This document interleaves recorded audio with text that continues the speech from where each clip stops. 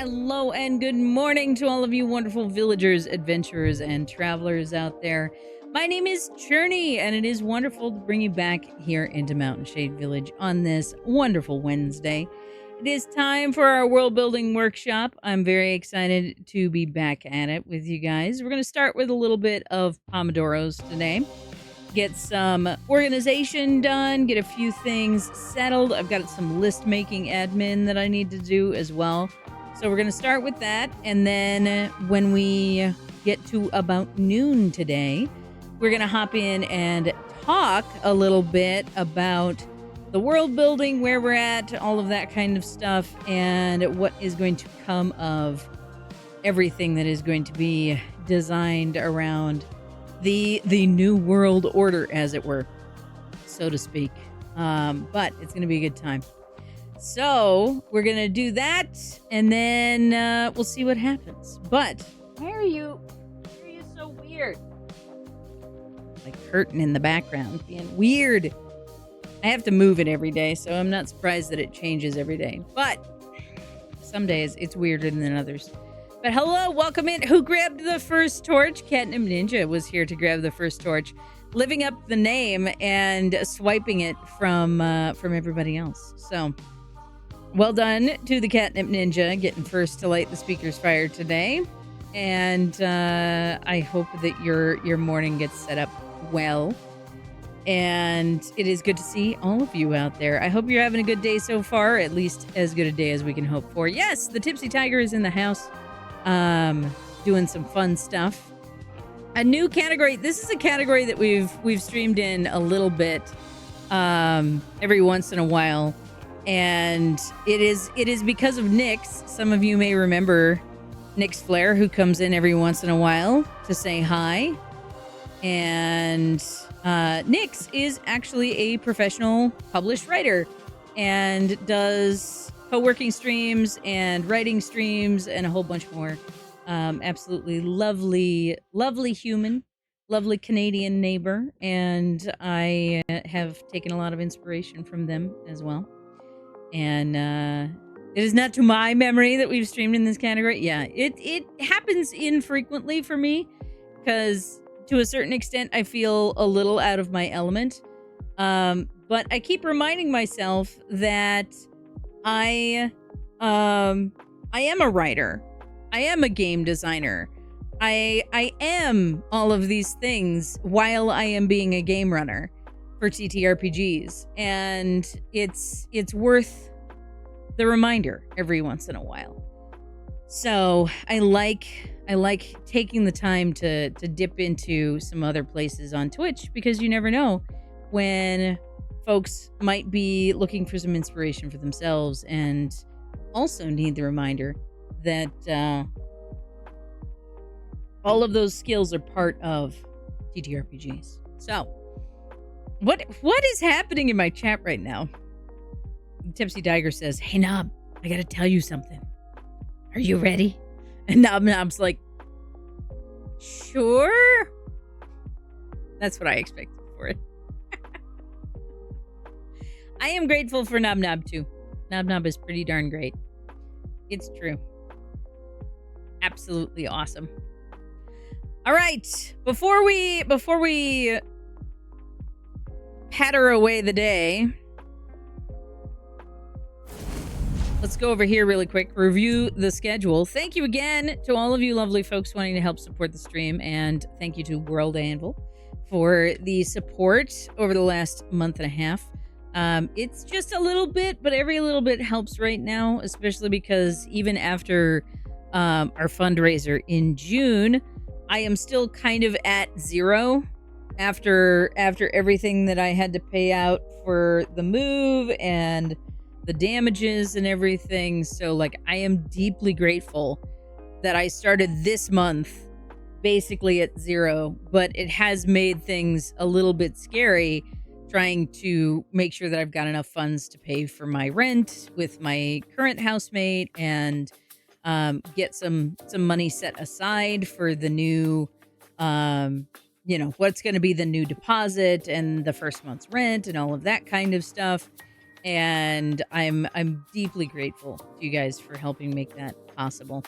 And every little bit helps. So thank you again to World Anvil. And we're going to be using World Anvil a bunch today to build out some new things and get some things adjusted. So welcome, Zella. How we doing this morning? What are you up to? What is your favorite thing about this morning? That is my question for you. But we've got some world building today. We've got some Baldur's Gate 3 tomorrow. And then very early in the morning on Friday, I am going to be on the road driving to go see my folks. And we're going to spend about a week over there. And then right as I come back, I've got another pet sitting gig. So I'm not sure how next week is going to go in terms of streaming. I'm going to try to stream while I'm out there, but based on schedule and availability of tools, I'm not sure how that's going to go. We're going to find out. So we're going to have to kind of play next week by ear in terms of the Twitch streams, but there is going to be a pretty decent amount of stuff going on during the week in the Discord. And we've got a Discord event on Saturday for some more Sword Art Online Saturday morning to get yourselves woken up and enjoy some chill vibes with Leaked Prism. I'm glad it's only 80 degrees. Fantastic. Yeah, being able to have a little bit of a reprieve from the scorching heat is definitely a good thing. I need to set up a fan because my insulation went a little too hard, and now there is enough stuff in blocking the airflow in the basement that the heat from my computer tower is staying in my little room, and it's a little overbearing, which is impressive because the basement is the coldest place in the house. So I need to kind of balance that temperature control again and make it possible to control the temperature of my room again. But, you know, it's nice to actually feel like I can wear a single set of clothing in the whole house. Because when it was too cold, I was like in a sweatshirt and sweatpants and socks and shoes down here in the basement. And then I'd go upstairs and the temperature would shift 10 degrees. And I'd be like, it's too hot. Everything is too hot. So it's much more uniform now, for me at least. Nom nom. I don't want to be in the compliment tub today. Let me out. I hear that. It's been 95 to 100 and we've been struggling in the Texas heat and rain. Yeah, I 100% believe it. Thankfully, it has not been up to the 90s in my area, but it has definitely been on the hotter side. We've gotten a little reprieve, which is nice. Yes, that's true, Nob Nob. We do have the Summer Switcheroo coming up very shortly. Not this next week, but the following week, starting on the 27th. We have the 5th week Summer Switcheroo, where all of our wonderful bards who are able to participate that week have traded places and are showing some wonderful presentations and hosting some wonderful events, all in a setting other than their own. So I got put into the dating bard role. This was elected by the bards that I was going to take over date night. So we have me hosting date night. And we have a bunch of other wonderful events that you can check out over on the Discord for not next week, but the following week. It's going to be so silly. We are starting with Freaky Friday on Sunday, hosted by Nob Nob, which is going to be delightful. We have Book and Beverage, hosted by Tipsy Tiger, instead of the usual Quiet Reading Time, hosted by Nob Nob. We have Discord Party Games being hosted by Nob Nob and Cade instead of our usual party bard, Chaotic Nerd Boy. We have Chillaxing in Etheria, hosted by Chaotic Nerd Boy instead of our usual Chillaxville, hosted by Mander Casper. We have date night at the Shade Tavern instead of date night at the Tipsy Tiger, which is hosted by me. And then we have Cozy Chatty Crafternoon, hosted by Vex and Nob Nob, which is a 5th week staple. So lots of fun stuff happening for the July 5th week. And hopefully I will get to see you all there. I'm super excited for it.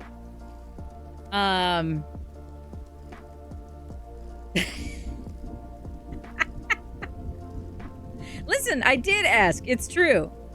You did switch the day for Chatty Crafters. So, same hosts, different day of the week. That's true. Oh, goodness.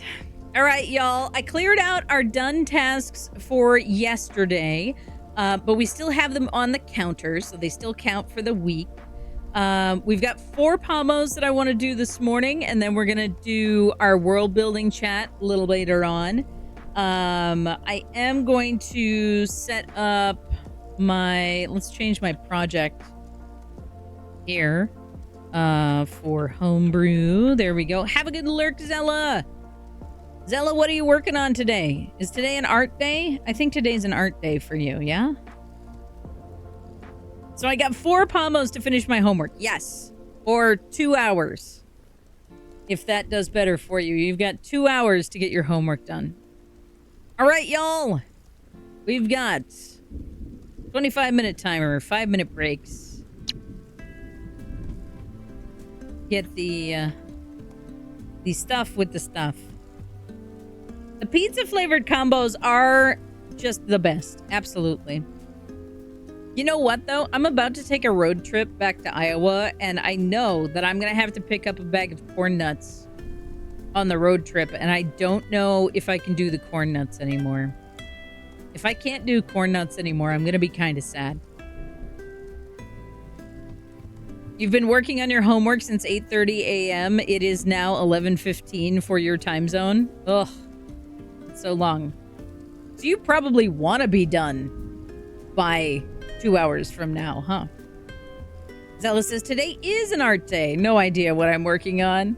I'm trying to open up a coffee shop officially by end of next month. That is a solid goal, Zella. I'm so heckin' proud of you. Let's heckin' go.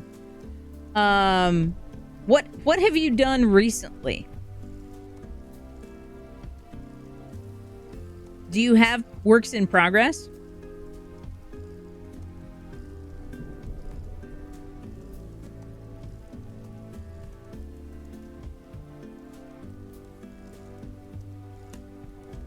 Ooh, some overlays. I did start the timer, yes. I did start the timer. I'm going to mute my microphone here in a minute, but...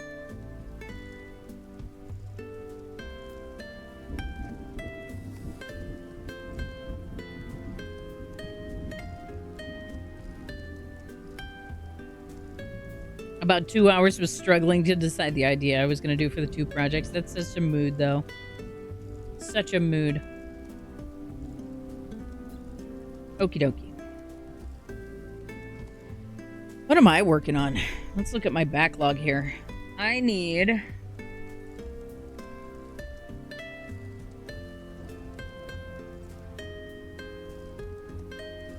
Okay. We need soon... admin... org list...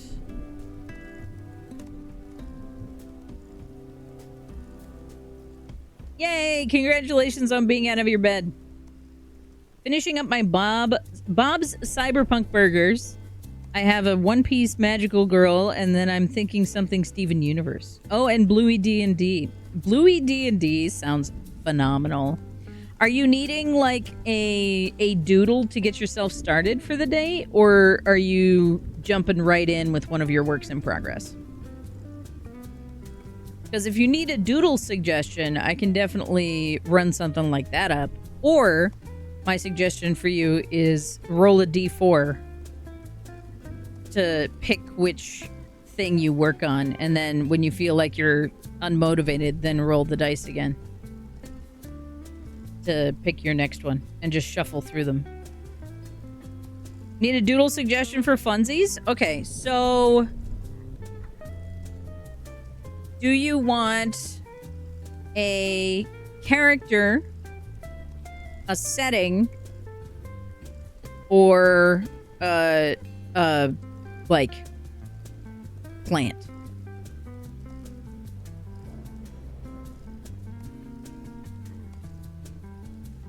Like, do you want a figure study or do you want like a landscape?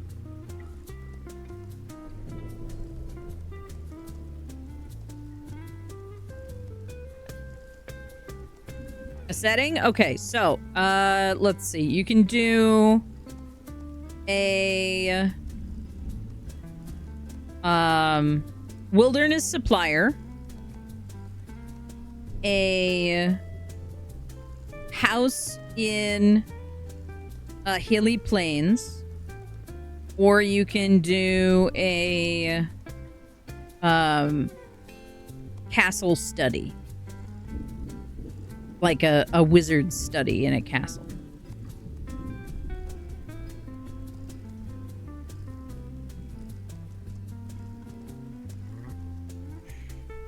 There you go. 3 options. 3 options. And with that, I'm going to mute my microphone and we're going to get focused in on some work. Good luck to all of you folks out there doing your Pomodoros. I know we can get this done.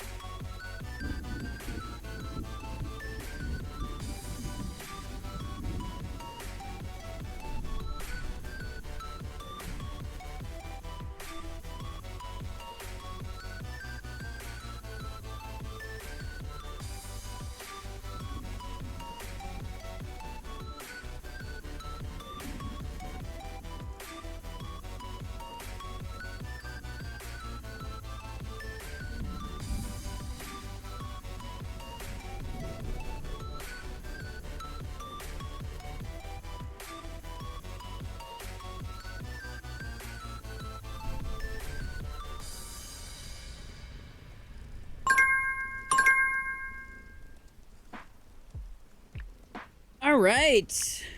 How'd we do, everybody? Did we get some good stuff done? I'm gonna take my headphones off for a second here. I need to do some sinus and scalp massage. Because, man, my sinuses are kicked up right now. Getting closer. Nice. Nice. We love to see it. I ended up sidetracked on a completely different project, which absolutely needs to get done. But, like, I forgot it was a thing. And that's a problem.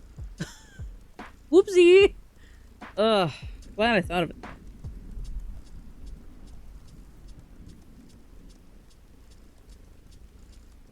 Methinks this particular project, which isn't on the task list, will be done in the next block. Well, good. Hi, Lepa, hello! How we doing out there? It's good to see you back in chat. What have you been up to? What are you working on today? I would love to know. Ugh, ears hurt. Rude. You wouldn't think there's enough musculature and stuff in your ears to hurt that would need massage. Ugh, free. Nice, Knob Knob. You are not working, you are waiting? I feel like waiting is a project, especially if you're neurodivergent. Because it definitely takes up a ton of my time. But hopefully it's positive waiting. Not anxious waiting. Hopefully. But one never knows. Okay.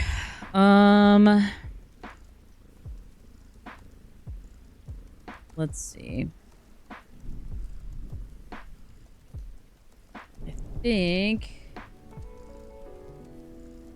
I think the rest of that I can mark as open. That'll be good. And then my task will be done. I'm going to take a tiny bit of my break time to finish this task. That's the 22nd through the 30th. I can do it. And then I don't have to worry about it. Nice.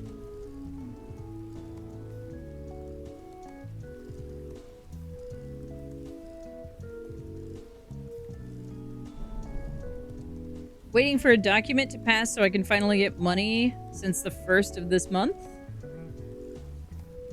Took me a second. Yeah. Getting documentation, like, is it an invoice that you're waiting for? I have to draft some invoices here pretty soon because I need to get that payment to go through, but that can be very frustrating. Also, like, waiting for a document to go through is like background waiting for me. It might not be for you, but like that's deeply frustrating. But oh, like SNAP benefits kind of stuff, that's also frustrating. But is there action that you can take on that right now, or is it just waiting for it to happen?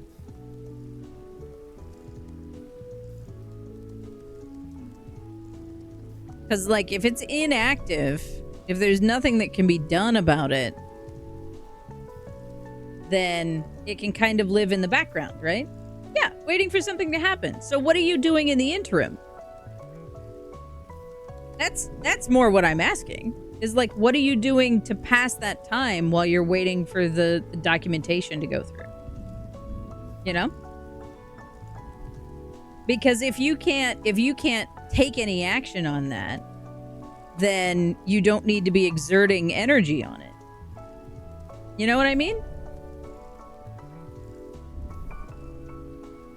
How's the writing? We haven't quite gotten to the writing yet, Rika, but thank you very much for asking. We're going to be getting to that here in a little bit. Right now, I'm doing some admin stuff, which, like, but it has to be done. But I am taking my Homebrew World, which is hosted on World Anvil. Where's the thingy? There it is. I'm taking my Homebrew World and I'm basically pulling it down to parts, to bedrock, to rebuild it into a better, more modern, up-to-date setting that I use mostly for TTRPGs. I have been toying with the idea of maybe doing some fiction with it, but we haven't gotten there yet. We'll see. But it's an arduous process right now. Are you writing as well? Are you working on some writing for yourself? Do you write fiction? Do you write for gaming? What is your interest in writing? Also, that was absolutely our Pomodoro timer. So I'm going to mute my mic so that I can focus back in, and I will see you all in a little bit here for some more chats and vibes. And of course, I will chat a little bit in the text chat as we go. But welcome in.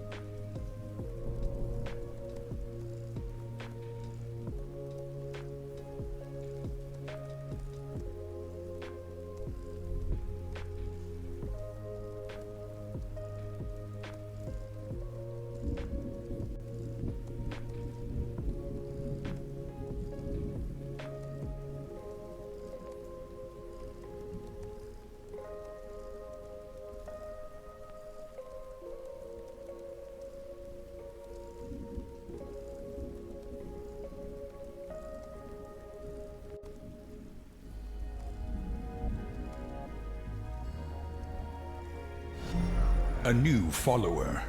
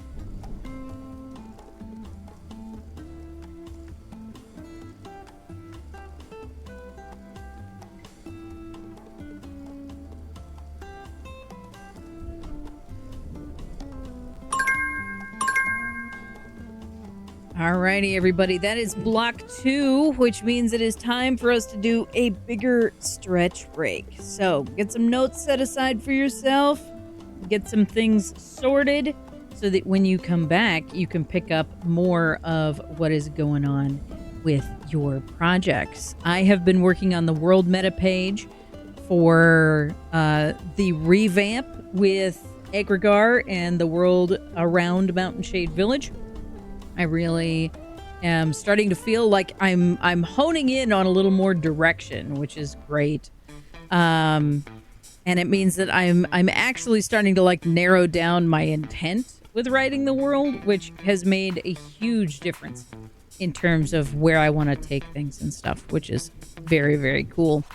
As you can see, I'm working on World Anvil here as my main place. Here's a little look at what it's looking like up close.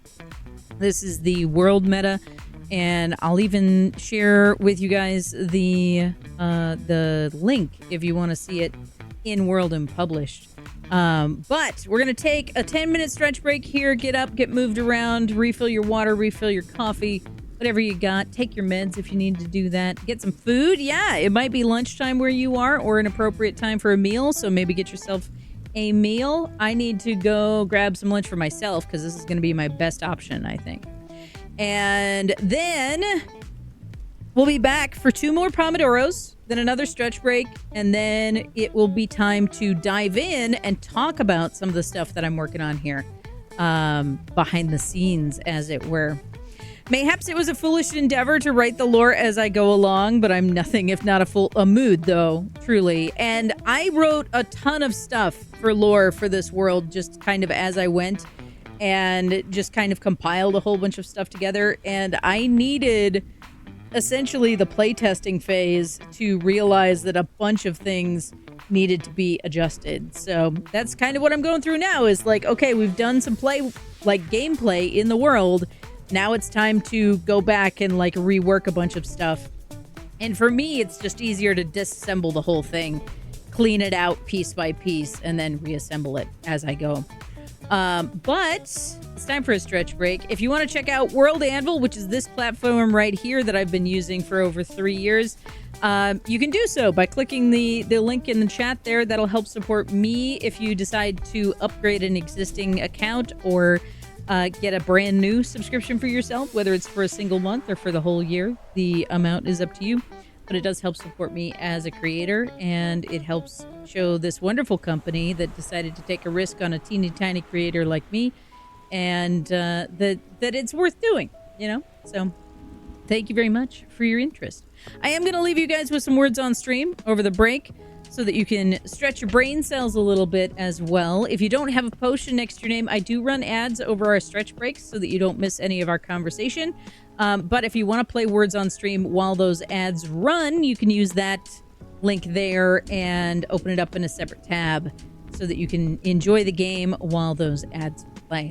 In the meantime, don't forget to stretch, don't forget to drink some water, and I'll see you all after the break.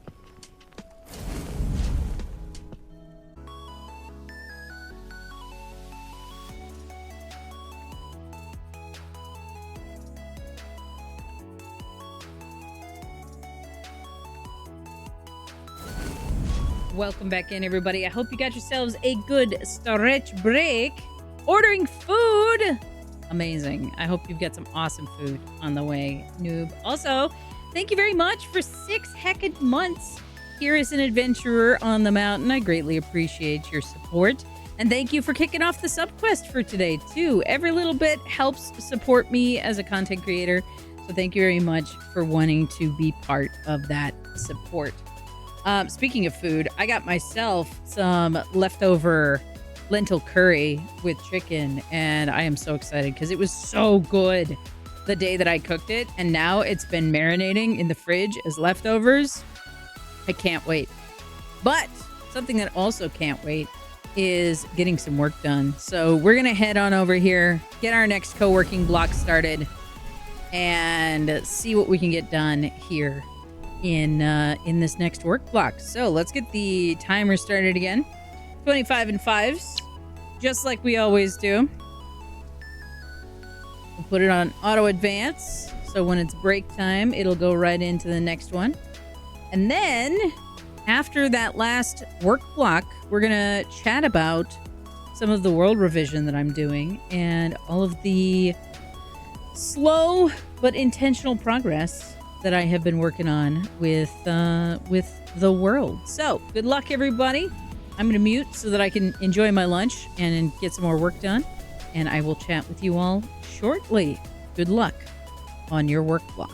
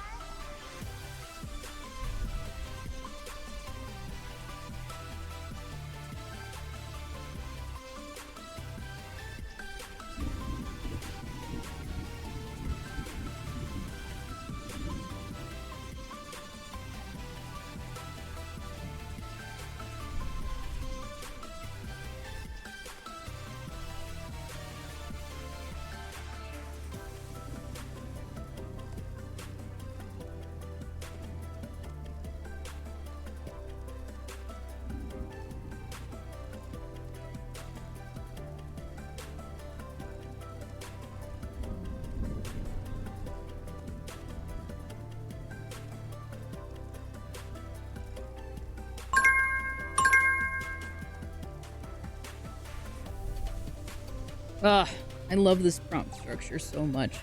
It's so useful to have a framework to work into. Even if I don't need all of the components, being able to have these reference points and really work on how all of that ties back to all of the things that I want to be able to express in the world and to have as touchstones in the stories that I write. It's huge. Like, I've had all of these like completely divergent ideas for modules and things, and there's nothing wrong with taking inspiration from a bunch of different sources. But one of the things that comes of that when you're taking inspiration from a lot of different sources is that you kind of lose the central through line of a world or of a greater story. And having this structure to go through and sort of methodically write out all of the main overarching ideas of the world in one place that I can go back and reference time and time again is so useful. It's so useful, and I'm so happy that I have the place to do that. So, do you guys have any specific tools that you like having while you work on larger projects that allows you to kind of keep that framework and keep that sort of guide rail going to center your work forward? Because I feel like I'm not so good at generating those tools anymore. I used to do it a lot, but I feel like I'm not as good as I used to be about it.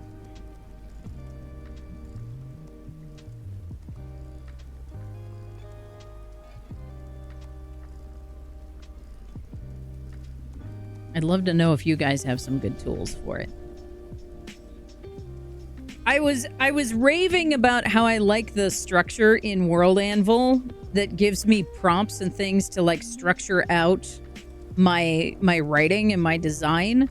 And I was wondering if you guys, when you're working on projects, whether it's writing related or not, like if you have a project tool that changes the experience for you, that makes it easier to really like make the best of a situation by having it in place. Like, one of the things for me, like overall, I can spell. One of the big overarching things for me is getting back to my bullet journaling. Bullet journaling is a huge tool for me to be able to do all of the organizational stuff that I want to do and have a framework that I can always go back to and like lean on to keep that project going.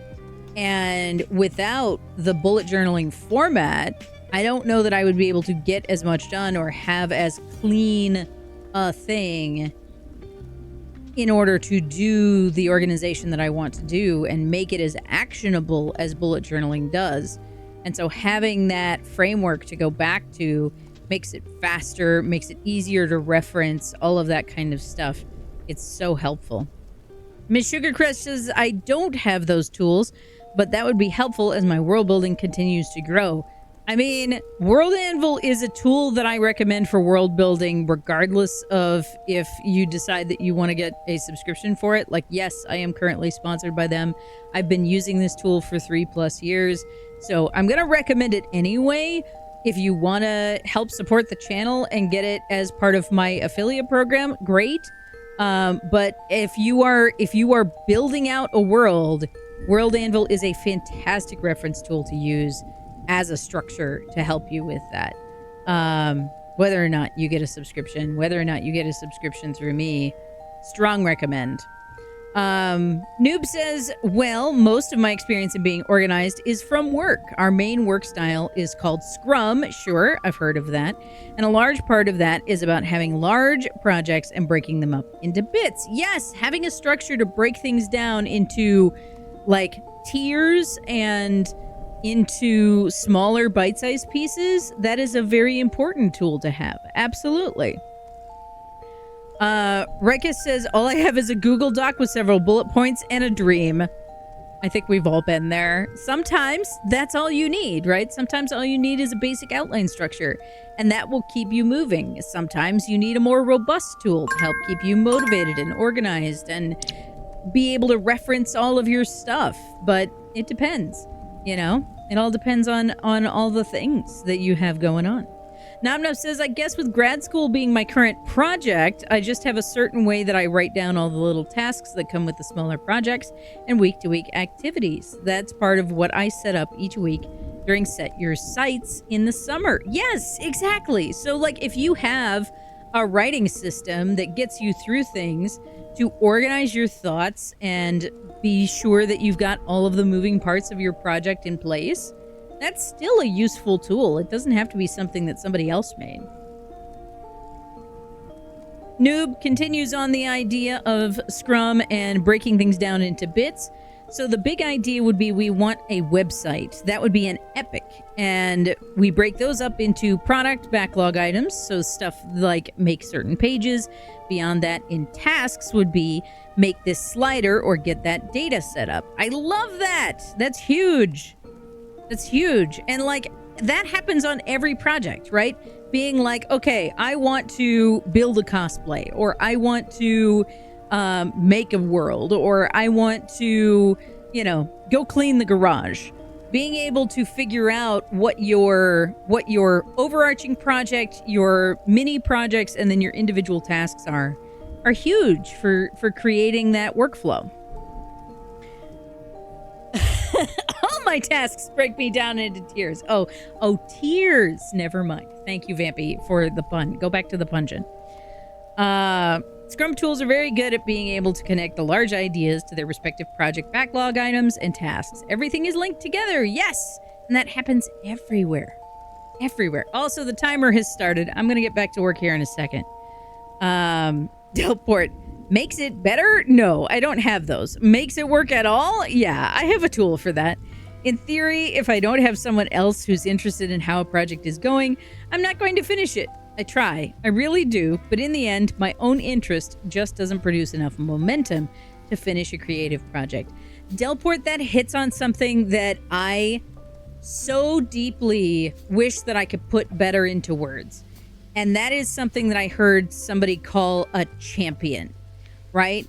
A champion is someone who, like in a TTRPG sense, is the person who is always excited to get back to the table and jumps into the group chat and says, hey, when are we playing next? You know, the champion is the one who cheers on the people who are there at the table and wants to see people have their time to shine and is excited and encouraging about everybody participating at the table. And like, I think more of us than we realize need a champion in the stuff that we're doing, right? We need someone that we can share the project that we're working on with and have them go, I'm so excited that you made progress on this. I'm so excited to hear about the next thing that you build. I am excited to see you excited about this thing that you're working on. And they don't have to do any work on the project at all. But to have them there and continuing to support you and your progress is so influential. And it's something that I think that we've kind of lost in the modern age of community. Like we used to have groups of friends that we could be like, hey, I'm working on this thing. And they would be excited for us, right? There's less of that now than there used to be. And I think that really highlights something that we kind of let fall to the wayside. Like we don't have salons to all get together and talk about these things, you know? Like it's a wild time. It's a wild time. But I do think that we can get back to that, Delport. I think that it's something that is accessible and in many ways more accessible now than it has been in the past because suddenly we have this gateway available to everyone in the world where we can find the people who want to talk about those things and be excited about those things and cheer us on as we make our accomplishments and then allow us to be the champions for other people who are working on related or even completely different projects that we're excited to see them succeeding on. You know, that's one of the reasons why I love doing stuff like quiet reading with Knob or solidarity sprints with VexBatch over in the Discord, because we're there all pulling towards our own individual goals, but we're sharing in that experience together. And that's a huge component for a lot of projects, whether it's a writing project or a physical crafting project or any of that kind of stuff. Like, it all ties together. So one thing that we all need for sure. User stories as a blank. I want to blank so that I can blank. Yeah, that's relatable. Yeah, a rallier. Rallies the idea, the people sharing the love of the project. Absolutely. Rika. I feel like that's a sensible transition. My question is, where did you go with that topic? Because, like, talking about that makes a lot of sense, honestly. I had a couple of those champions when I was working on my library supplement, which is why I got it done. If I don't have one of those at the table, I can't keep running a game. Exactly. You need other people to be excited about this thing that you're passionate about, because if you're there all by yourself, especially if you are witnessed, right? It's different if you're all by yourself in a vacuum and there's just no, like, pressure, for example. But if you're there with other people and no one else is expressing excitement for the project, like, why am I here? Why am I putting the energy in? I'll put energy in somewhere else. Like, I don't have to be here. I can put this energy into something else if you guys aren't feeling it, you know? And that's the microcosm that we get of that with TTRPGs can be, like, doubly painful because of how much pressure there is that it can be so misbalanced. Delport set up a group to work on a shared project a few months ago, and it was looking really good, but fell apart because the reason that got those people together was needing a champion in order to succeed, but everyone expected Delport to be that for the group, and it just wasn't in it, so it fell apart. Still regretting not seeing and addressing that problem earlier. Yeah, and, like, if you are someone who is pulling together a group because you are the person who needs the champion and you can't be the person in that group that's the champion, but you're the organizer for the group, that can feel like a double weight, right? Vampy says, I have one player in my current V5 table that's a champion. They're all enjoying it, but only one is really being a champion. And that does explain why so many of my tables have died a silent death, a lack of champion in many cases. Yeah. I think lots of TTRPG tables fail because you don't have a champion and you don't have people who are itching to keep the ball rolling.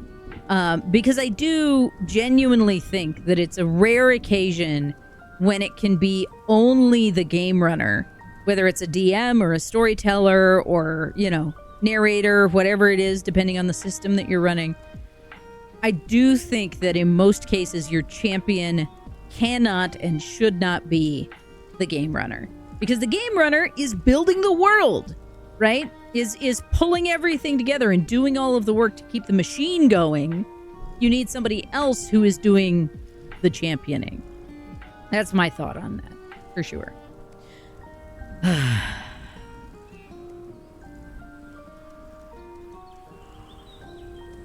Aha! Yeah. I mean, Enrique, that makes perfect sense to me. Makes perfect sense to me. I mean, applying eugenics as a theme to give someone evil attributes seems appropriate to me.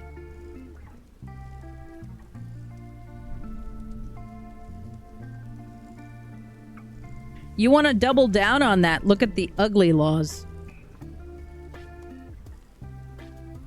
from American history.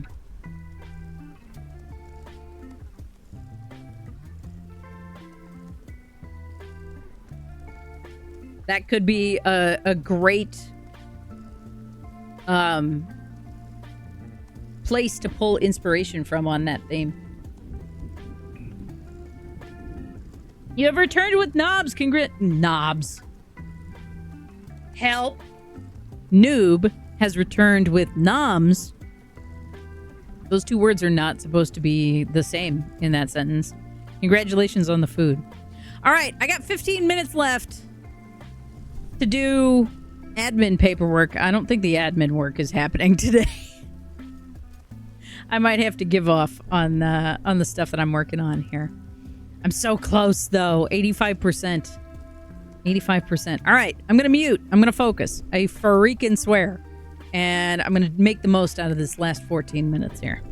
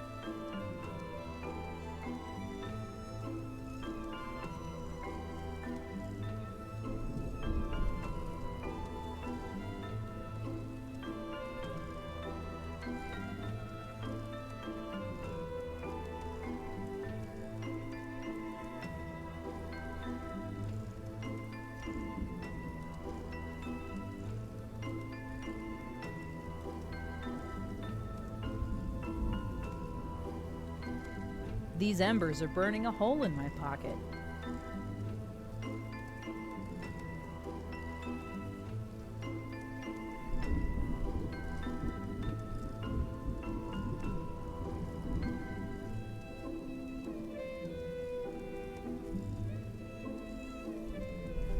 Just this voice from beyond. Self-care for streamer.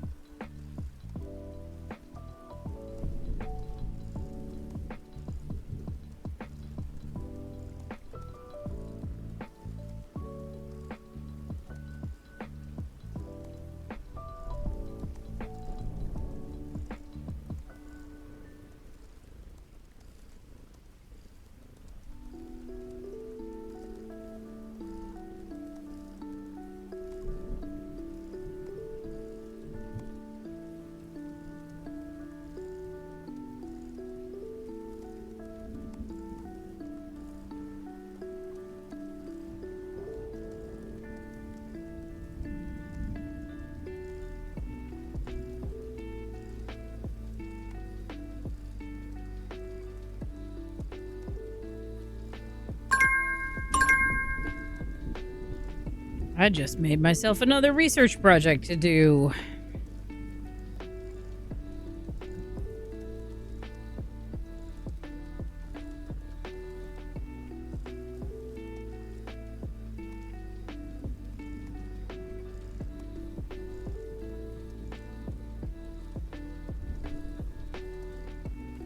Because now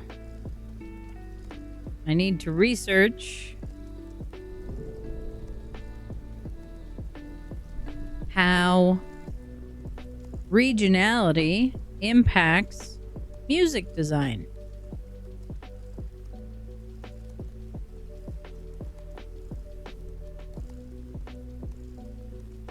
Oh no! Not another interesting thing to put time into. Honestly, though, I don't have time. I don't have time for more of this.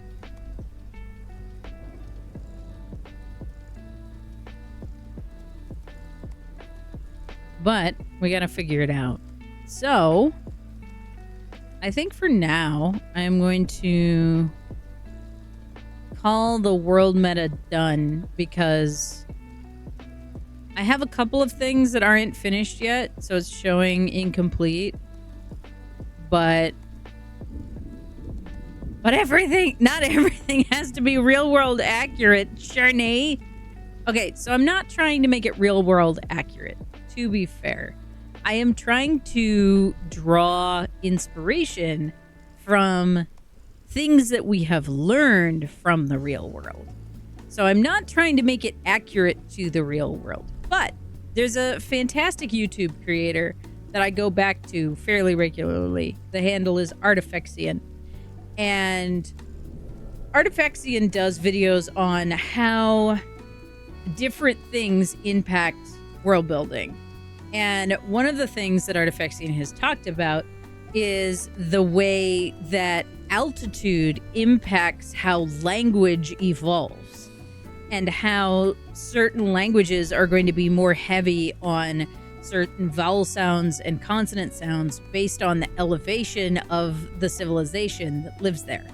Because different factors like wind patterns and moisture in the air and the ability to have enough oxygen are going to change how you speak in order to protect your physical instrument or to utilize your physical instrument as it is appropriate to the area. So that's actually one of the things that they discovered, or that they are theorizing right now, that certain accents in England developed because of the Industrial Revolution and the need to be able to get instructions to carry over suddenly very loud machinery. So like lots of environmental things can have an impact on how things develop. And so because of that, like the Oberium Empire on Egregar is a fairly mountainous region that is going to have an impact on why music is going to develop the way it does, right? Like the thing why Russian is a consonant heavy because it's cold and Hawaiian is vowel heavy. Something I'd like to understand better. What did you say the channel name was? It's Artifexian, with a PH in the middle. Let me see if I can find it. I think it's a PH in the middle. No, it's an F in the middle. F me. Oh, Artifexian actually has his own website too. There you go. Fantastic tools. I need to get a proper task list because all I have now is a story doc, a lore doc, and an obsession trying to make music cold. I mean, I do like the task list in World Anvil. I'm not used to using it, but I do like it.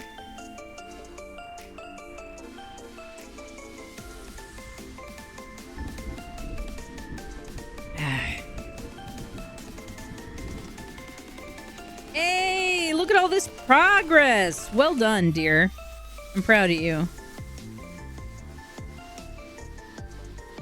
I know that you often do that as a player, so I defaulted to that version of Real World. Yes. Yes, fair. Absolutely fair. Absolutely fair.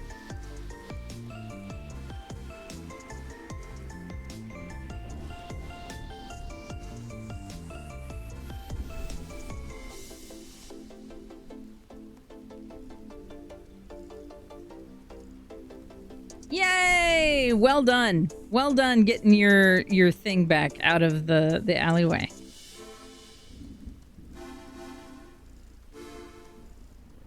That's awesome. I'm glad you were able to coordinate that. Progress. We love to see it. All right, so done. Task done. Bam. All right, here we go. Let's have a look over here, actually.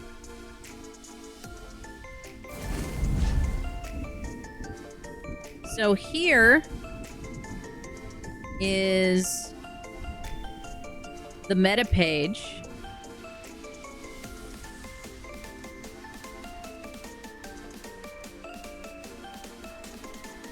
I love the way this is organized.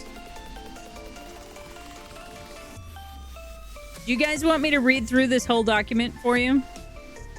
Or do you guys want to go through it yourself? Because I can. Yeah. This is a map that I designed. I forget which...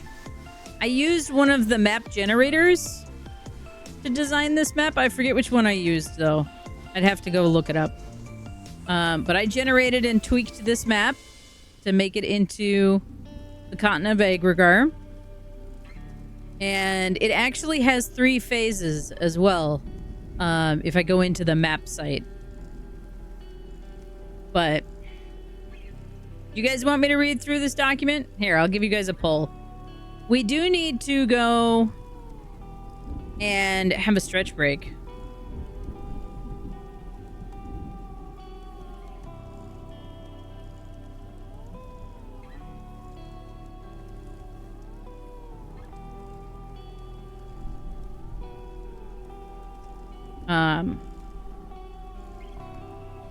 So I'm gonna actually give you guys 10 minutes for that poll.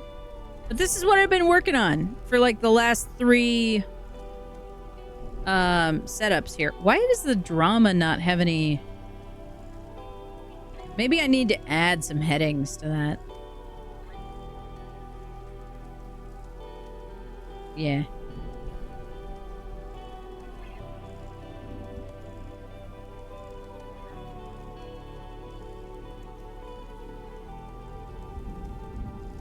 I'll do that. But I'll do that when we come back. Because when we come back, we are going to be chatting about world building and all of the things that are ahead of me here for the rewrite that I am in the midst of doing. So vote in the poll. Don't forget to make use of your voice. Asgar, thank you. Yes, that looks right. That looks right, Delport. It's the Asgar map generator. Yeah. I used to have the actual file for this map, and now I can't find the saved file to be able to manipulate it further, which is unfortunate. Yes, very recognizable aesthetic for sure. But break, words on stream, and when we come back, we will have some good chat time to talk about world building, talk about some of the adjustments that I've been making, talk about some of the meta and such that we've been doing, and who knows what else? Who knows what other conversation we'll get into? So, in the meantime, you can check out World Anvil for yourself, which is the tool that I've been working at all day, and you can also enjoy some words on stream. If you don't have a potion next to your name, you can always open up words on stream on the side in a separate tab and make use of that so that you can continue to play along with us even while the ads play. And in the meantime, I'm gonna go get myself a stretch break and refill my water. Maybe you guys should too. Up to you. But I'll see you all in like 10 minutes, something like that. Good luck with words on stream.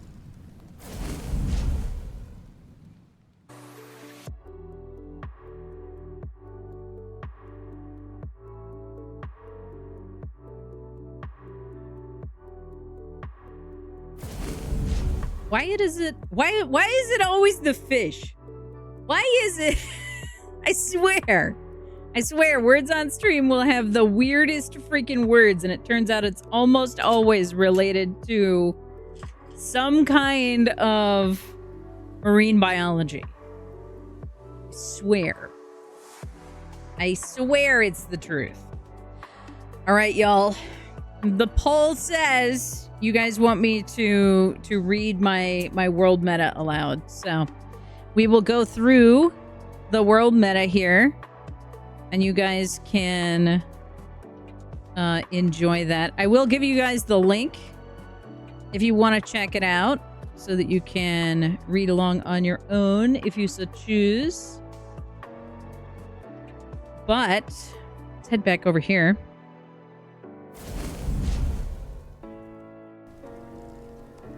And let's see what we got so far in the meta document. We have foundation, scene, people, which is a little bit light.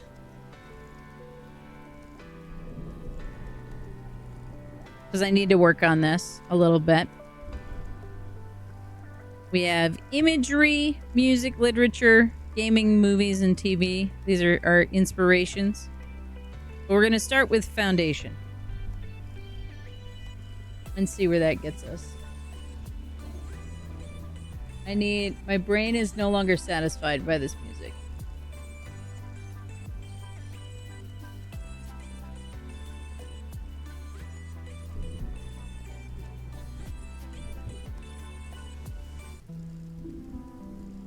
It is no longer correct. All right. So, for the rebuild, some of these are themes that I already introduced. So if any of you are Duskfen players out there, you might recognize some of these themes. But we've got a lot of things going on here that I am slowly working through. Scope. The motivation behind building the homebrew rebuild, or the world. I wasn't satisfied with any of the canonical D&D settings, and I wanted to bring a new feel to interactive fantasy inspired by some of my favorite media, which is true. Goal of the project. I want to create a game experience that includes player agency and empowerment with a backdrop of sweeping landscapes, interesting societies, and a reason to tread carefully through the wild spaces. This world's unique selling point. Vast areas of the world are unknown and unexplored in the current age, leading to rediscovery of ancient places and space to record and make a name for oneself. So this is very much exploration-based. Focus on exploration and legacy in a lot of ways. Theme. Genre. A growing pastoral world where magic is uncommon, but glaringly obvious and different, with pre-Renaissance technology. So this is a little more advanced than our traditional sort of medieval styled worlds that we see, especially in Greyhawk and Faerun. So we're looking at the time period leading up to the European Renaissance, as it were, in terms of technology and more widespread knowledge. The reader experience. An epic, wide world awaits those courageous enough to explore it. Settlements are generally tight-knit and homely. Large cities are equally densely built, ranging from gritty to grandiose, and the wild and vast spaces in between live up to the legends, full of dangerous and strange beasts, spirits, and spoils of war long forgotten. Reader tone. This is a noble-bright, mid-magic, arcanotech fantasy world based in a Renaissance-inspired timeline. Exemplary inspirations include The Elder Scrolls, Narnia, Wizard's First Rule, Assassin's Creed, The Witcher games, Dishonored, Blades in the Dark, The Lord of the Rings, among many others.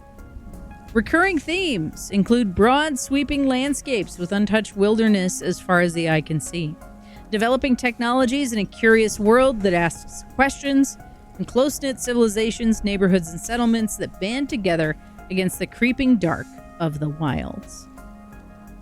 Character agency. Player character agency should be high for this world, where the swing of people's intentions, morals, and empathy are changed by the example of the PCs. As they are kind, so too will the world be kind in turn. As they are harsh, so too will the world respond with harshness. I love Choices Matter. Choices Matter games, whether it is TTRPG, whether it is a video game, whether it is, I grew up on like Choose Your Own Adventure books, which is like the origin of Choices Matter stories for me. I love that as a component of storytelling. Because a lot of times you'll see that theme presented as like a consequences heavy storyteller, right? But I love the use of choices matter as a thing to influence people. Hello, friend. Thank you for remembering to grab a torch today. I hope it helps you bring some light into the world. So that's a big thing. Like the character agency should be intense when working with this world. Focus, government presence, and relations. Powers are shifting, and countries are not pleased with their balance. Information is at a premium and highly valuable as governments scrabble for whatever might tip the balance in their favor. Pledges of service of various kinds can go a long way to gain someone favor, or make an enemy. Religious influence. Perhaps because of the political tides, or simply in tandem with them, the hold of various religious organizations have shifted, even leading to some fading out in the last 50 to 100 years. Arts and culture influence. This is something that I need to add to, because I know that I want it to be, the very beginning whispers of the Renaissance. So one of the things that I put in here, because I don't have any notes of my own, is what is the major cause of the Renaissance, which is generally accepted to be three main pillars. Rediscovery of classical knowledge, so old information coming to the forefront again and becoming more available. The rise of humanism and the influence of the printing press, suddenly being able to get a ton of information out to people at large very quickly. Class relations is another one of my focuses. Different cultures have a different assumption of classes and how they interact with one another. Three main questions there. What does each culture bring to the table to inform design and structure? What assumptions will be good for players to know as they're building their characters? And how is class culture informed by the respective environment? And what impact does that have? So those are the focuses of the world and story. Those are the things that I want to touch on and illustrate by playing in this world. And I want to make sure that I am consistently going back to those themes as I am building new encounters and building new story introductions and things like that. Yes.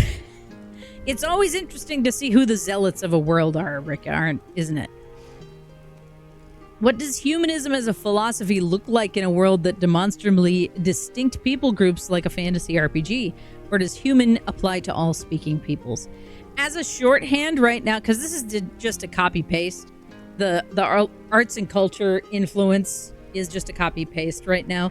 So right now it's standing in as a shorthand for, the adventuring races or the sentient cultures or whatever you want to use for that, rather than the species human in a Dungeons and Dragons setting. Because I am going to be moving further away from D&D as I move forward with this world, because I have kind of squeezed every last drop of dopamine out of D&D for right now, and I am greatly in need of some new things. So that is going to make things a little more interesting and a little more possible as I move into some other systems. And it does open up like the definition of what the speaking peoples might be. But in this case, the shorthand is that it is in reference to all speaking peoples and that design. But again, that is just a touchstone for me to move into what is the influence of arts and culture. So, to be honest, you could run this setting with almost anything, in my opinion. That's by design, Ricka. I have been working very hard to make this a system agnostic setting to allow me to use a wide variety of systems to run games in this world. At its origin, it was D&D specific, which, as I move forward, and certainly over the last 4 years, I have moved actively away from making it D&D specific and moving towards utilizing not only fantasy systems like Daggerheart, for example, or Pathfinder, and being able to integrate fully other systems into the world, like Candela Obscura, which is set at the Industrial Revolution with, spirits and supernatural mixed in. Or like Blades in the Dark, which is very much an inner city thief and intrigue game that is much more focused on sort of gritty realism rather than high fantasy, even though it also includes allusions to the spirit world and magics and things like that, just with a much different lens. I want to be able to run games like Monster of the Week, which we see Melouette from Storyteller Squad in every once in a while, and they do Monster of the Week for their main system. I want to be able to run games like Good Society Players and even like Glitter Hearts, for example, at some point as an offshoot of this same setting, and have it be versatile enough and yet specific enough that it allows for all of those system mechanics and all of those world assumptions that come with those rule sets to also apply within this world, because it does so much for me to have all of that stuff mixed in. Back in college, says Delport, I ran a short-lived Fable 3 campaign using Fate. Yes, Fate Core is another one that I would love to roll in if I can. I wonder what it would look like using more recent games like Candela Obscura or Blades in the Dark. Yeah, I love both games for different reasons. I think it's going to require a lot of homebrew material for me for like new playbooks and stuff in order for it to mesh fully. But I do think it's possible. It's just a lot of additional work. Might not hit as well now, though, the game being not so topical. You mean like Candela being not so topical, or you mean Fable 3 being not so topical? Because I do think that there's still a pretty heavy Fable following out there. Need to run this in the Bug TTRPG one day? That is not a title that I am familiar with, but there are so many titles that I don't know. Because there's so many more indie games now than there used to be. There's so many. What I really want to see is Date Everything but Thirsty Sword Lesbians. That's so perfect, Delport. Like, it's almost like it was built for it. It's almost like it was built for it. I love that idea so much.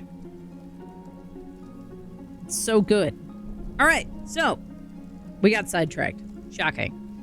Let's move on to the drama segment. So this is like the things that are going on, and I need to do some editing on this one because this is actually 5 separate boxes, but it shows up as like all one paragraph, which is a problem. So, drama. First drama point. Members of the Trail Dust Bastion have found a gap in the path of adventurers in Egregar, leading to the loss of a wide variety of magical items and a potential imbalance of power because of it.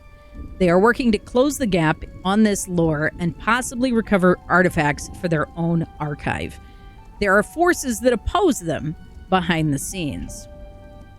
Drama point number 2. Political power is shifting, and none know in what direction the pendulum will swing.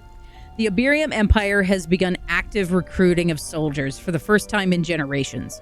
Trade from Aotropa has slowed, and Aodradu sends more scouts and travelers to the Ashfold every day. It is said that the expanse to the south awakens, but none know what that means, truly. Every tavern tells a different legend. Travelers from the outer islands seem to be making sea deals wherever they can. Where will the shifting finally land? Drama point number 3. As upon the mortal plane, so reflected elsewhere.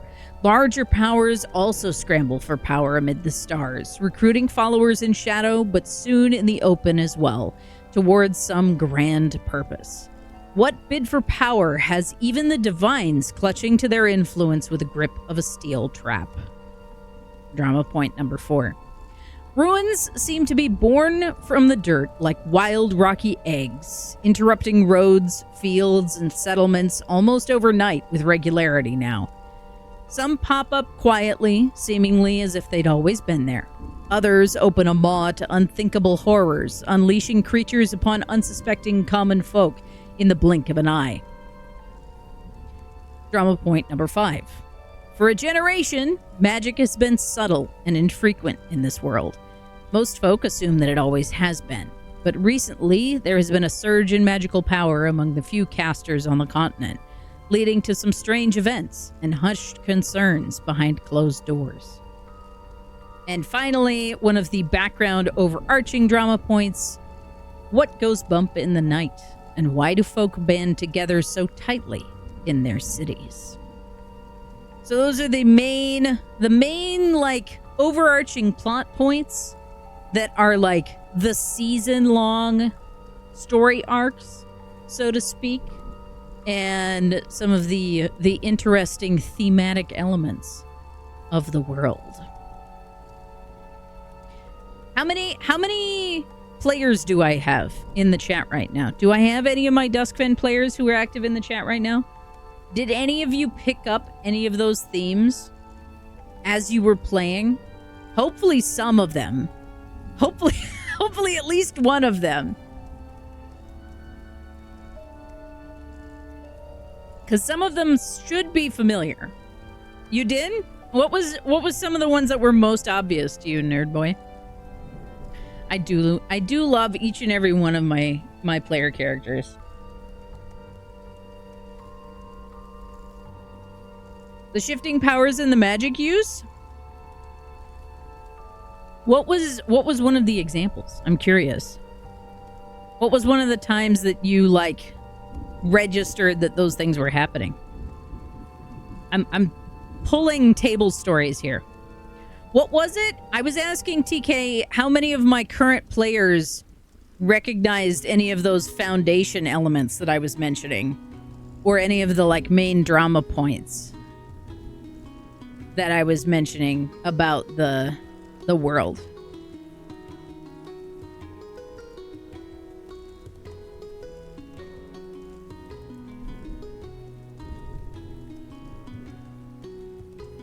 The methods? First, I noticed that we've been facing a lot of things that have not been casters, a lot more rustic power groups and tribal tensions. The last game I did definitely hit home in that regard. Ooh, I love that. That's good. The methods were a big one that you recognized from those powers shifting.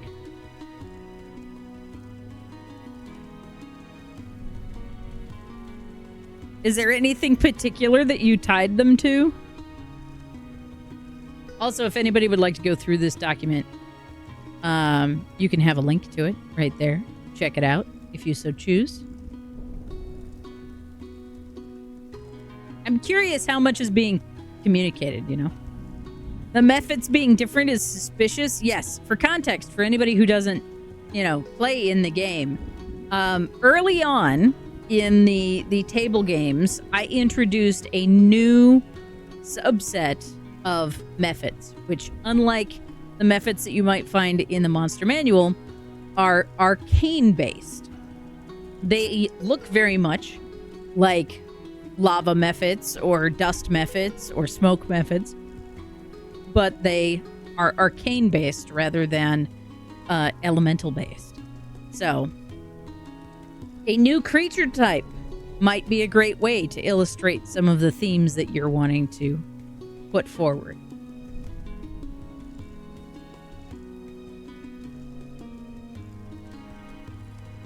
Absolutely. But yes, not much in the way of magic has been introduced in terms of the encounters going on. Though there is more present than you might expect, because the glitter methods, yes, the arcane methods that burst into a glittery mess when you defeat them. So Nerd Boy and TK were both in our most recent table game There was an allusion to magic in that game, and I don't know if you guys picked it up.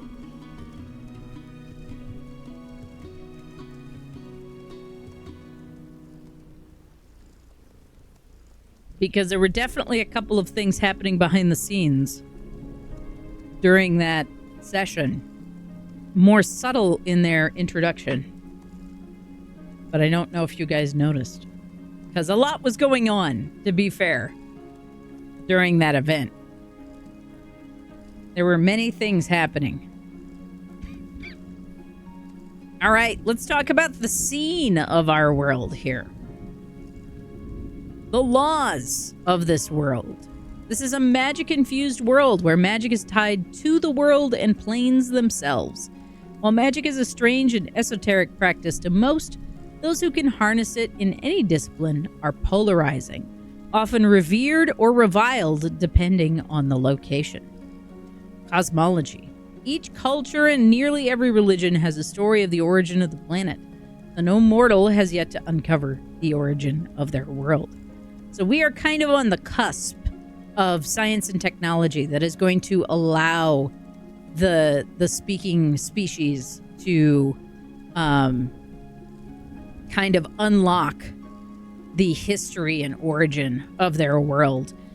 One of the things that I want to delve into with the cosmology is like the different religious factions and the cultural origin stories of the world, because every culture has a creation myth always, and everybody's going to have their own focus on what the creation myth looks like by culture.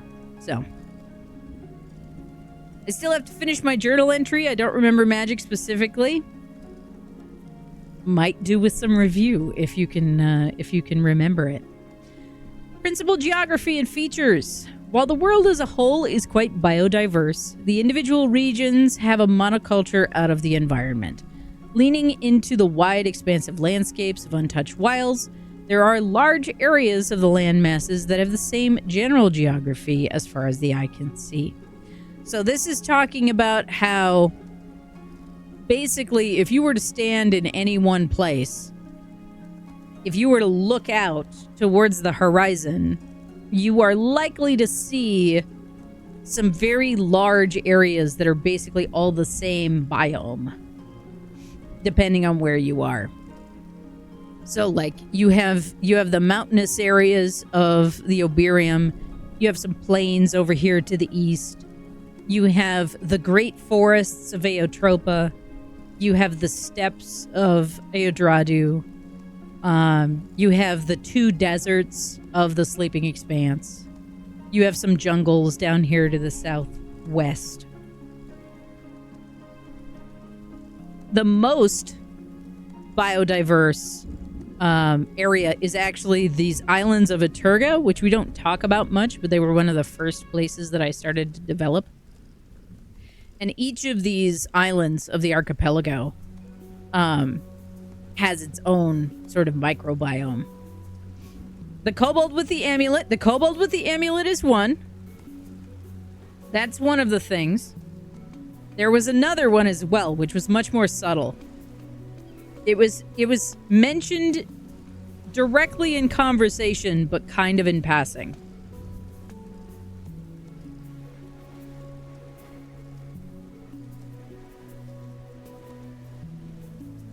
But it was a very quick moment.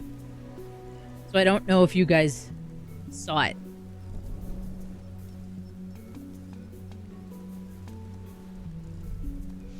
All right, where did we leave off? Geography features.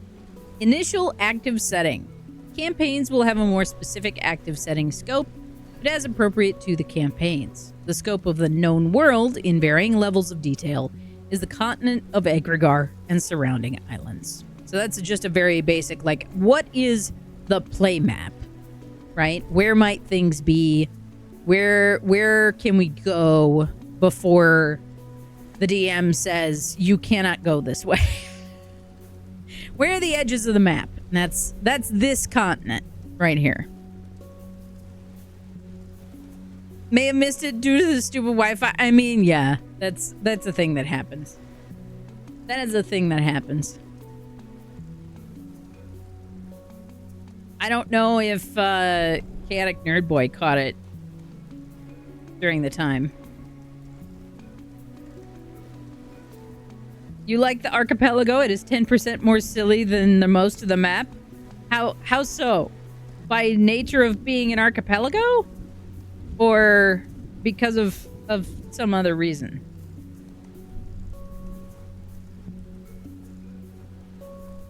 History of Homebrew Rebuild 2025 so far. The history of the world. Great deal of history spanning several human generations has been erased and or lost to the common knowledge and record, leaving many mysteries behind. Unknown to much of the current age's citizens, there was a great clash, leaving behind many abandoned areas that are no longer attended by their orders. You guys saw some of this directly. This was some of our opening, information that was presented to the table. So, the Order of the Crimson Banner, for example, was a location that had an active order of people who maintained that and had civilization around it. But because of the sudden disappearance of the Order of the Crimson Banner, it fell to ruin and got taken over by a clutch of gnolls because it happened to be abandoned, you know? Islands are naturally silly places. I need to know why islands are naturally silly places. I want more information.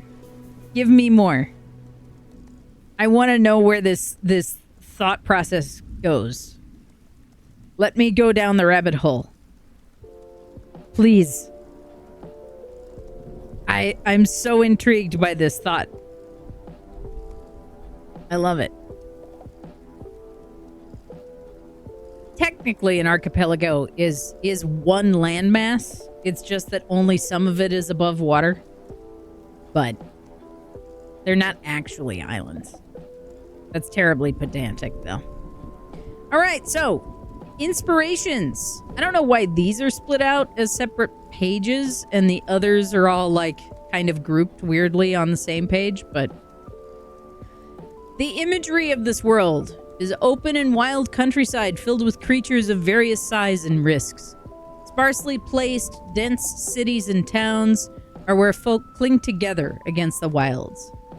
The wild expanses of untouched natural areas are slowly becoming speckled with ruins emerging from the earth. Music, we were talking about earlier, still needs months of research, which I have added some articles to go back to here in the near future. But we've got inspiration of open pastoral themes, the kind of stuff that we think of from Lord of the Rings soundtracks, for example. And then we have busy, dense, jovial city music. Lots of road traveling and music of the crowd, right? Islands are silly maybe because they're separated from our character's idea of average stuff. Potentially, TK. Potentially. They can also become microbiomes in a lot of ways. I mean, think about how the Galapagos taught us a lot about evolution and things like that because of how quickly things shift one way or another when you're in a microbiome. But they're interesting for a lot of reasons along those lines as well. Literature inspiration. There's a ton of these, but I did put in Villains by Design, the Lord of the Rings books, the Chronicles of Narnia. There's tons of others that lead into inspiration for this world. Dune is one of them. The Dark is Rising series has a little bit of influence here. Just tons of literary, especially fantasy influence. But there are some things that I pull influence from in other ways as well. Islands are naturally silly, says Rika, due to how they mess with the sizes of animals, birds and rodents that are much bigger, Large animals get smaller, such as dwarf hippos. Okay. So like the microbiome evolution kind of silliness of like, because there's this limited gene pool and they all interact with each other, evolution happens very quickly and you get a lot of like biodiversity in comparison to wider expanses of land. That tracks 100%. 100% very accurate. Makes sense to me.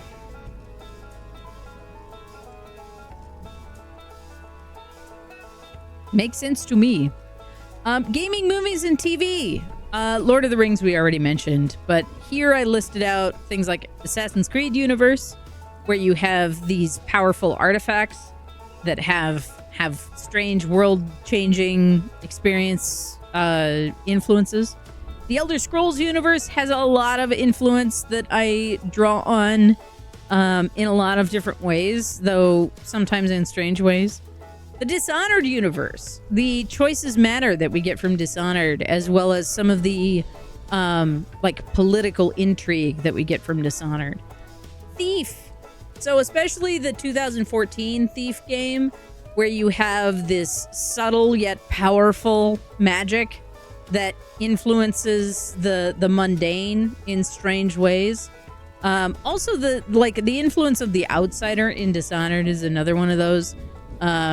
Dishonored very much feels like a warlock pact that was given to a rogue, you know? And then, of course, Witcher 3. Witcher 3 is a great example of subtle but brash magics. Like, it's very obvious that Geralt and the other Witchers are capable of doing magic stuff, right? It's a very limited bag of tricks, but it's not the kind of like widespread magic that we see in the world.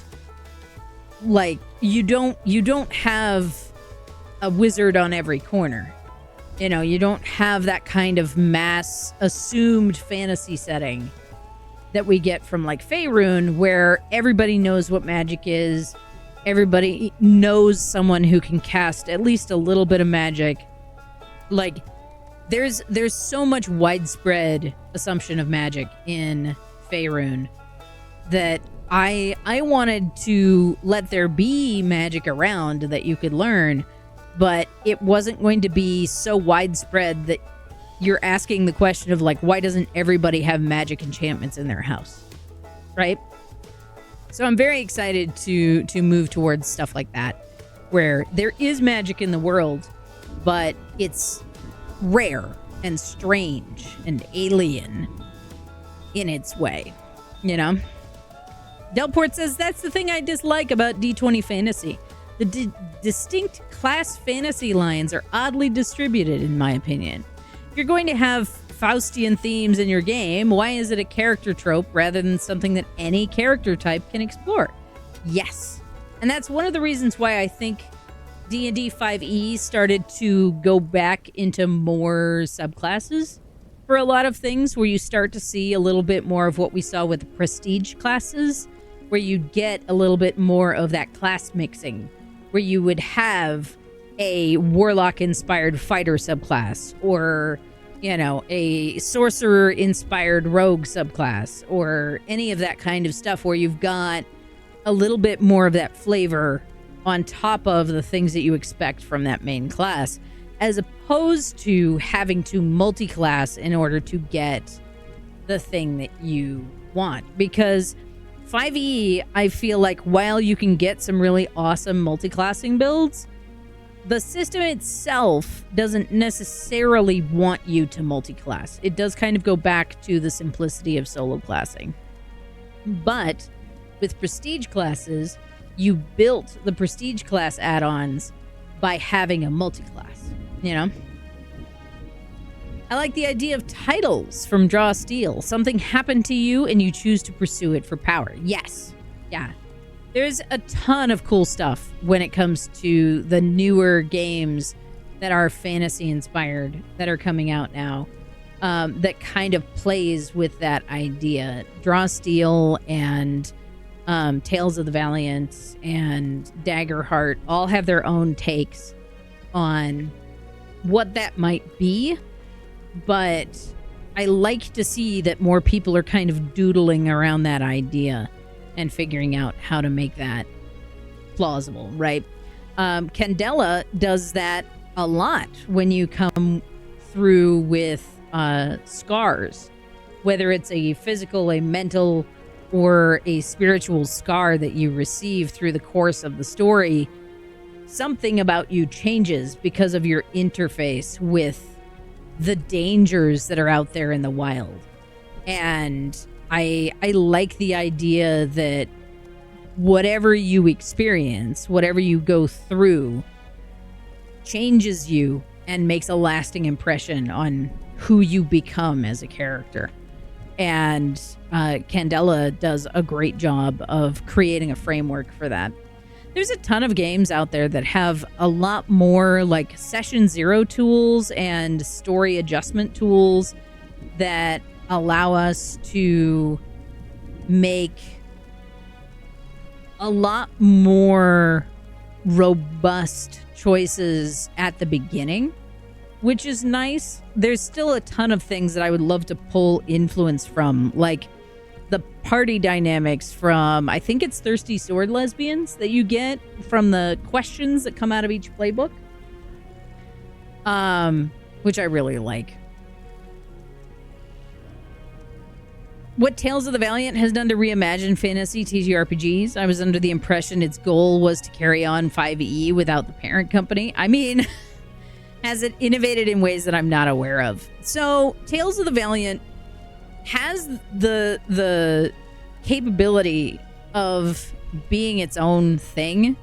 And I will fully admit that my understanding of Tales of the Valiant is at a very surface level. But simply by the nature of having to be distinct, it has created a schism, right?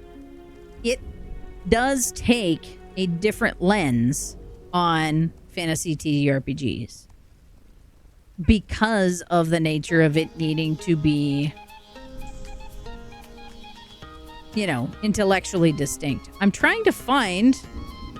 I thought I had documents for Tales of the Valiant, and now I can't freaking find them because I was going to pull them up as a reference. Ugh. Have I lost them? Maybe. But, that being said, everything is going to be distinct from 5e. That's not 5e. By the nature of it having to be, right? Even stuff that gets published under, you know, Green Ronin, for example, has to be distinct enough that it's 5e compatible, but it's bringing something new to the table. So, yes, I do think that Tales of the Valiant is very close to 5e, and more close to 5e than Draw Steel is, for example. But it does bring in nuance. And subtle nuance can be enough to make a huge difference in terms of how your gameplay unfolds, in my opinion. Whether or not you capitalize on that nuance, that's up to you and your table, right? But you can still work with a wide variety of things that are based on the comfort of 5e that still make enough of a difference that you're going to fold in something new, if that makes sense. I'm trying to reference... I haven't looked at Tales of the Valiant in so long because I was so focused on, like, getting other things rolling. Where's the thingy here?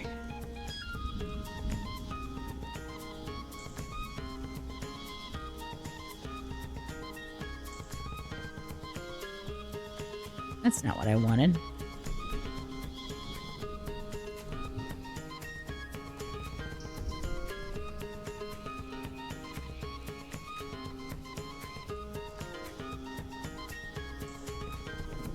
But for anybody who doesn't know, this is the fantasy system that was developed by Kobold Press. And they developed what they called the Black Flag role-playing game. Or role-playing system, excuse me. To put Tales of the Valiant on. One of the things that I got from Tales of the Valiant was the way it sought to return to the, like, pulp fantasy heroes from older editions.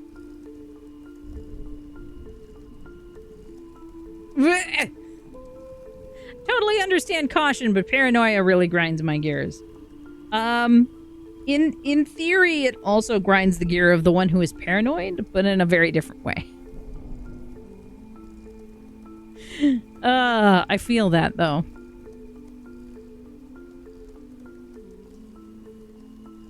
Yes, decision by liability limits success potential. It's true. It's true.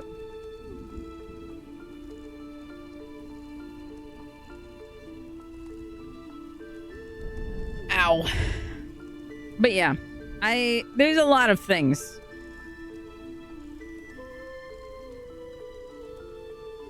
Just realized I've never written actual dialogue before. First time for everything, I guess. Absolutely.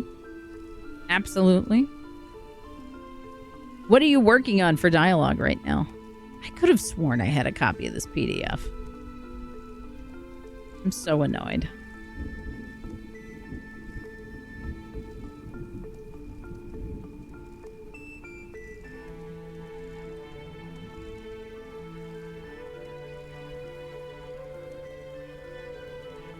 Grr. Have a good lurk, nerd boy.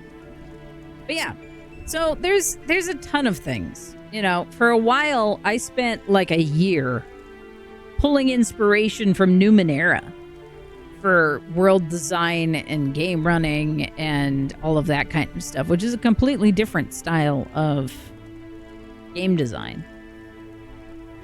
And there's always going to be something different, or you're going to have somebody who says something in a different way that is going to spark inspiration in a different capacity, right? There's so many options for how you can frame out new things.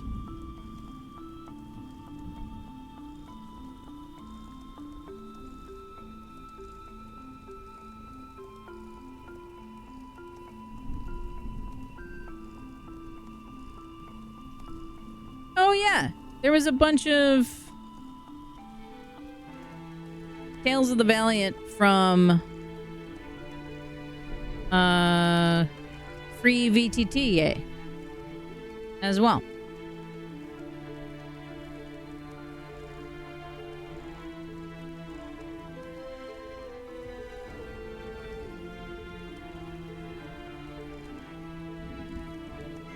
What?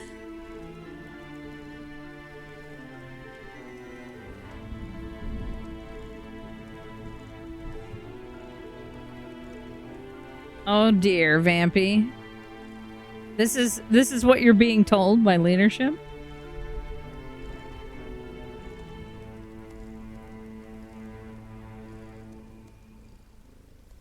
Working on the prologue of the protagonist talking to themselves as they walk.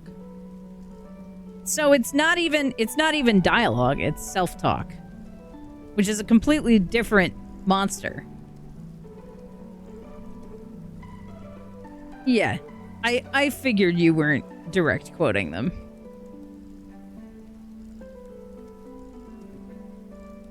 But yeah, I have absolutely been there before.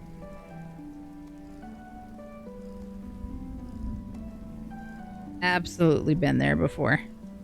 This is a thing that can cause us problems in the future, but you're not allowed to change it because it'll make things a tiny bit inconvenient for the next 5 days. Fear of change is stagnation? Absolutely. Sometimes fear of change is regression. Not even stagnation, but regression.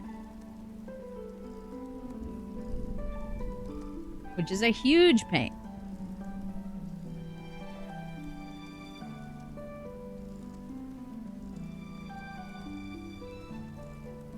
trying to find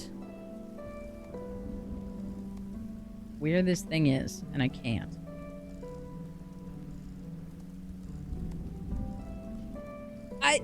Rika, I fully understand. I went to school to be an English teacher. I have a degree in teaching English.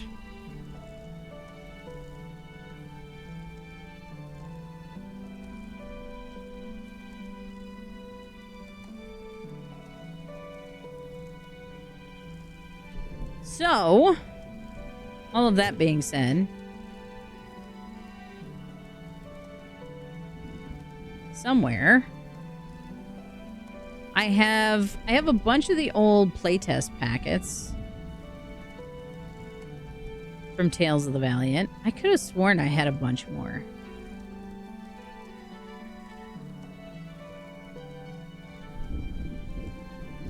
I don't know. Anyway, not the point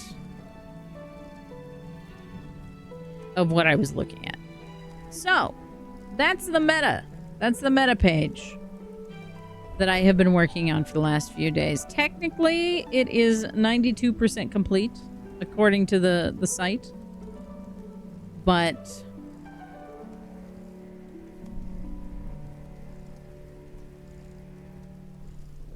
I'm pretty happy with it so far.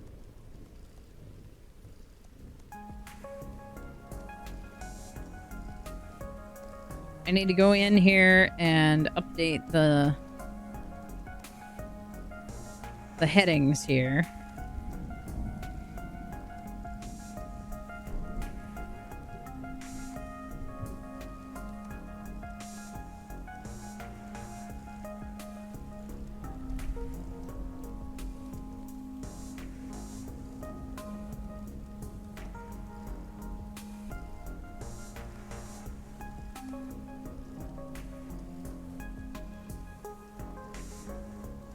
So that we've got stuff like this.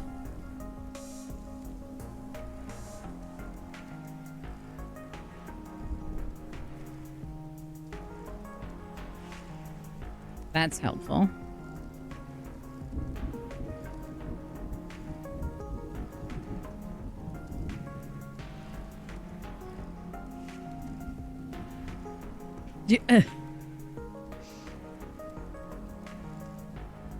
I have had 2 managers in my 9+ years here. Both of them were always very hesitant to upgrade the code we use for fear of breaking things.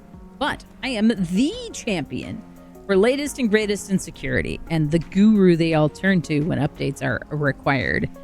So why is it that you have to convince them that updates are required when they ask you for all of the information when they deem it's required?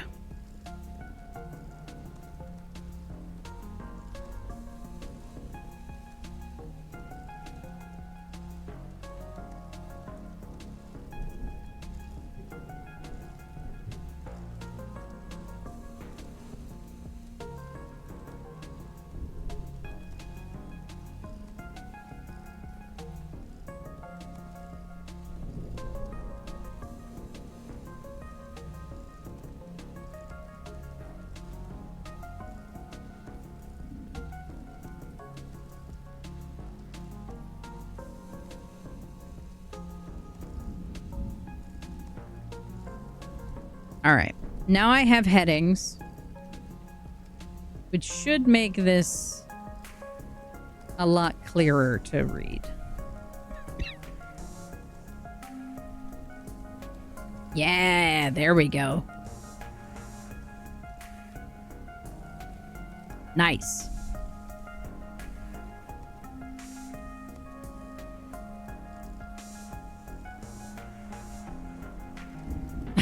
I am the guru who knows how, but the when and what is up to them.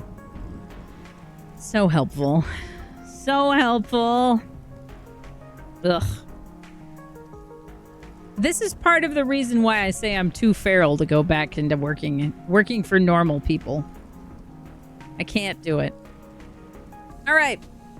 So, my friends, I don't know what it's going to be for me, because my biggest challenges right now are much more tied to like modernizing and getting this to be a more topically sensitive setting, right? Because look at me. I have all of this privilege that is built into me as a human being. And I want to make sure that I am creating a world that actually illustrates my interests and my like desire to bring more themes that are important into this world.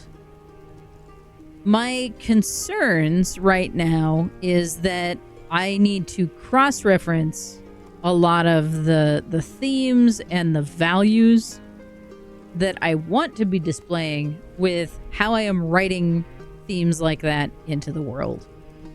And the biggest challenge that I'm having with that right now is, how do you demonstrate and explore situations that are, you know, at this point objectively evil, in a safe and non-triggering way, right? How is it that you set up spaces where you can go and explore various types of bigotry and still paint that world as clearly undesirable and clearly the opposite end of the morality that you want to represent as an individual, while still making it a safe and earnest exploration, a new follower of those themes for your players above table, right? And a lot of that has to do with just implementing good table communication and good interaction, but there's a lot of components to that, right? Also, hello and welcome to our newest villager. Thank you so much for marking your map so that you can travel back over the mountains and find us again. If you want to hang out, lurk, enjoy the vibes, please feel free. If you want to jump into the chat and introduce yourself, you can do that too. Entirely up to you. But it's lovely to have you here, and I hope you enjoy your adventures here in Mountain Shade Village. Let's get some part of the village in chat to welcome our newest villager. So that's kind of where I'm at right now, is like trying to figure out what themes I really want to talk about, how some of the more difficult themes can be discussed while still being sensitive to the outside world, like to our real 3D world, and all of that other stuff, you know? Noob says it's shocking how many players and DMs forget they're playing with other people, not their characters. You are part of the village. You are part of the village. You are part of the village. Thank you, TK. And thank you, Arden, and everybody else for welcoming our newest villager. Yeah, it's... Just because a player is portraying certain character tropes does not mean that they necessarily believe the same that their character believes. And as a game runner, whether it's a dungeon master or a storyteller or whatever, you have to be present to illustrate the whole rest of the world. And all art is political. It tells stories that, especially when it comes to fantasy and science fiction and all of those, you know, hypothetical worlds, it gives us a platform by which to examine themes in our own world from a quote-unquote safe distance. So then what, right? If you decide to build a world without certain things, you decide to build a story without certain assumptions, what does that change for you to explore certain concerns, right? And yes, I absolutely want a world that does not have certain triggering themes as part of the story that we tell at the table? What are ways that you can still explore the evil nature of people in power or people who exploit others in a way that then falls within those requirements and those expectations, right? And the reason that this is hard for me is not that I don't want to do it. It's that I haven't been shown how, and I feel like I'm reinventing the wheel on my own because I haven't seen enough tools out there to demonstrate how to not fall back on those shorthands, essentially. And I know it's possible. I just don't know how I'm going to do it yet. But that's kind of my big hurdle right now. And that's kind of the thing that I'm a little bit afraid of doing wrong. Like, I know that the best way to do something is through practice, is to get as much together as you can, try it out, and fail forward, right?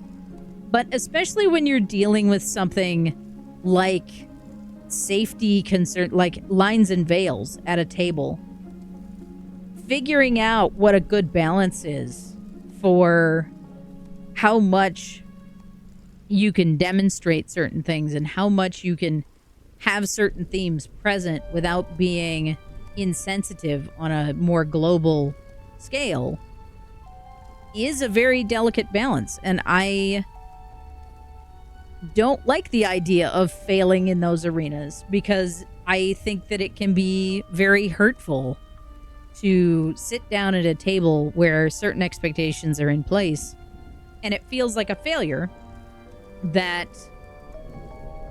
it's not ultimately safe. And I do think that there are a lot of places where safety is not the necessarily displaying the right sentiment, right? Like, there, you want to feel like you're supported by the people at the table to explore certain things, right? So, like, knowing that your character is the one experiencing claustrophobia and not you can give you that safe distance to explore that theme. But if it's not done in a way that doesn't set off triggers, then it doesn't necessarily, like, it's definitely not safe for your character, right? Yeah, and it's not that I want to cross lines and veils, it's that I want to demonstrate a broader world that allows discussion of these themes and these societal challenges without crossing lines and veils, you know? It's not that I want to like, what's the word that I want? I don't want to betray somebody's safety tools, you know? But I also want to explore some of those themes in a way that is safe to do so, and that there is support around the table for those moments of very real emotional and mental stress that comes from having those discussions, you know? And there are games that aren't suited to that, right? Sometimes we just want something that's entertaining. We want something that is an escape from the things that we have to talk about in our day-to-day life, right? And we want something that's distanced from the world that we are experiencing every day. There's nothing wrong with that. But that doesn't mean that every setting is going to be that. So how do I build a world where I can explore the scary things, the things that we should talk about as a society without then crossing lines and veils? That's the challenge that I have. Vampy says, this is a problem that I have with the way a lot of folks do lines and veils. Reminds me of the way that some people misuse triggering. Avoiding real-world themes isn't entirely fully plausible. Yes. If you want to have a game, like, I know you run a lot of Vampire, for example. One of the big overarching assumptions about the Vampire game and much of the World of Darkness games is what makes man a monster. And so, like, you've got to kind of touch on those terrible real-world themes to then balance the am I the monster in this scenario kind of conversation. And so with that, Vampire has a lot of those themes that get discussed that are deeply uncomfortable for a lot of people to work with at the table. But it means that you have to be very clear at the beginning to sit down and say, okay, this is an environment that works with these particular things. How are we going to work around those things? You know? Challenge. Create a dark world that allows the characters to fix them, or at a minimum allows them to create a safe space for themselves and others. Fighting against the darkness is a huge fantasy theme across almost all fantasy mediums, right? I think that there's a huge place for that.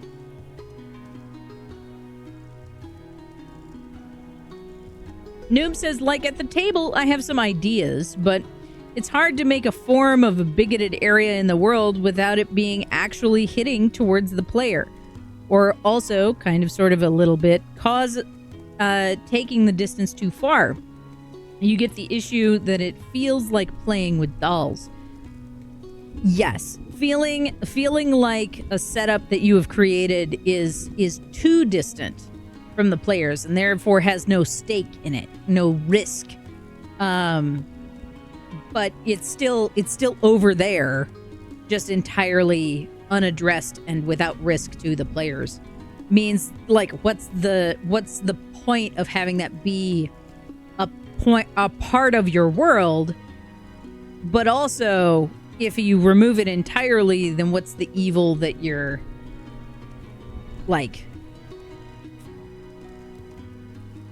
fighting against?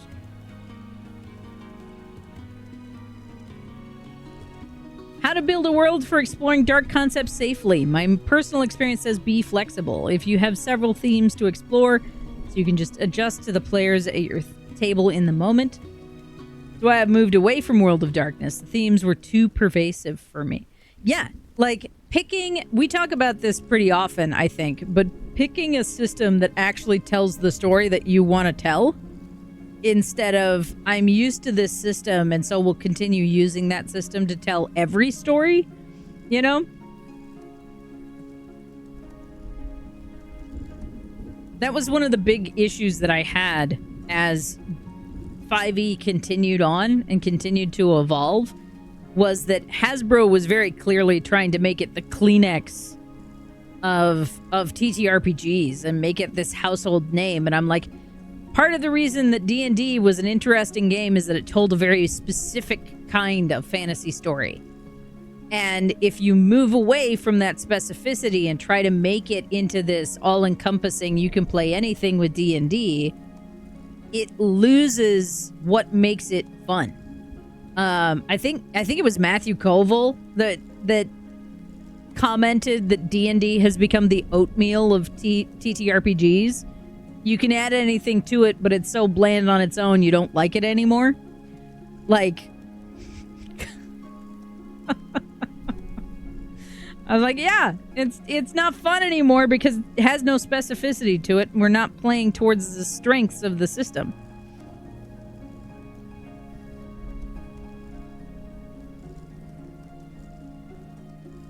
I think my brain turned 3 messages into one. I kind of did the listening and typing at the same time and it errored. Oh no. Hot take, I feel like it's been devolving and I kind of don't like the 2024 version. So I can't even say that I'm on the fence about D&D 2024 because I am so polarized in both directions about D&D 2024. Like, there have been some things that are really good about the new system that I think are steps in the right direction. And then there are things about D&D 24 and its implementation that make me want to yeet the whole thing out the window. So, like, I'm not hemming and hawing in the middle. I am equally on both ends when it comes to D&D 2024. Also, just, I'm so tired of what Hasbro and Wizards of the Coast have been doing recently that I'm just ready to move on. I've been ready to move on away from D&D for years now, and I've just been dragging my feet about getting things started. And I'm kind of at the point where I'm like, fine. I'm just going to tell myself that I'm quitting D&D for a while just so that it will kickstart my own brain and light a fire under my butt about actually learning other systems.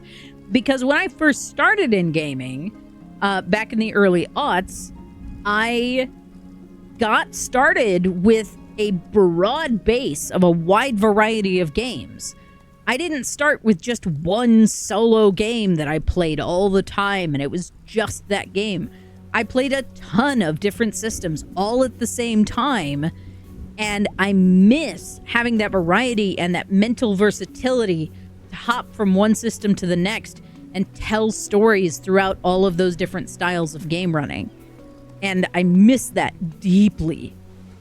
So I am at the point where I'm just going to cut myself off from running D&D for a little while because I need the space. Also, I want to kick Hasbro, but that's a different problem. My legs aren't long enough. Vampy says, my World of Darkness skirts around some inherent themes and avoids some implied themes.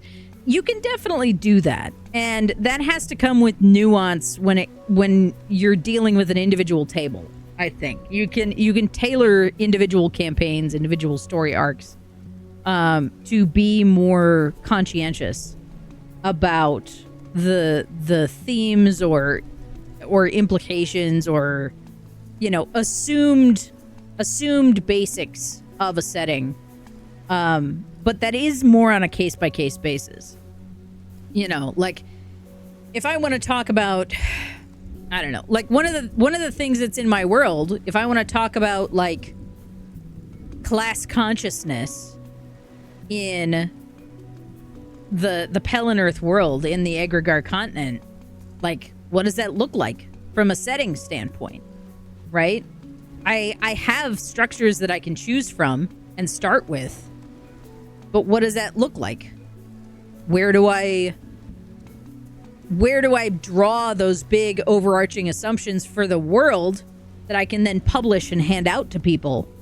And then how much do I annotate to be like, here's where you should make some decisions for yourself when you're running your own campaign at home. You know, here's where you should make sure that you're connecting with your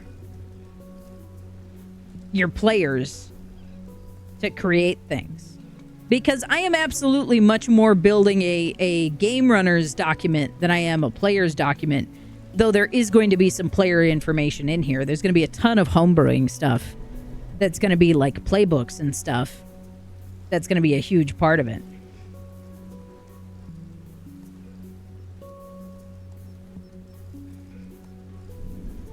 That was the mission statement of 3E, to become the one game to rule them all. It didn't work because the plan came from money people, not game people. And D&D just can't do that. Yeah. And it shouldn't.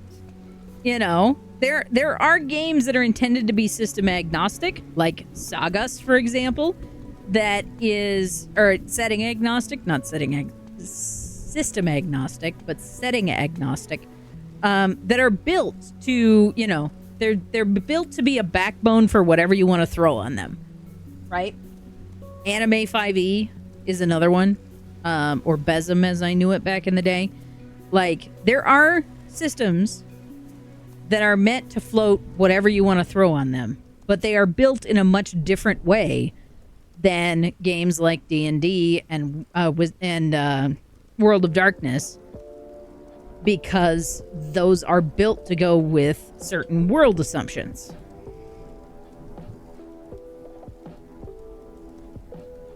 Delport says, I didn't have any problem with 2024, but I already had proverbially binned D&D. Yeah, it felt like too little too late to save my interest in the game. Delport says, if I ever go back, it will probably be borrowing ideas from another system. Yeah, like, if I come back to D&D to actually run it, I'll still play it if I get invited to a table. But if I get invited back to run it, or if I decide to come back to run it, it will be with a great deal of influence from a variety of other game systems. Not rules as written, I'm sure. Vampy says, I wouldn't poke D&D with a 10-foot pole anymore, and I apologize to all indie devs that use OGL SRD, but that includes all D&D, quote unquote, not just Hasbro and WotC. Yeah, there's a lot of people who feel that way, Vampy, and like, I still liked a lot of the nostalgia, and it's an easy shorthand for me to play Dungeons and Dragons, even not being well versed in the 2024 adjustments. It's an easy shift. It's an easy familiar jacket that I can throw on every once in a while and go, oh yeah, I remember how to play this game. No big deal. But it doesn't spark joy anymore. It doesn't spark joy anymore. So let's throw it out and do something different for a while. Noob says, my main issue is that the combat has become very flat, and at least my DM has been very prone to dumping one big monster down, calling it a day, and now that's only partly the system, but that system does allow and almost advocate for it. I do not agree that the 5e combat system advocates for solo monster play.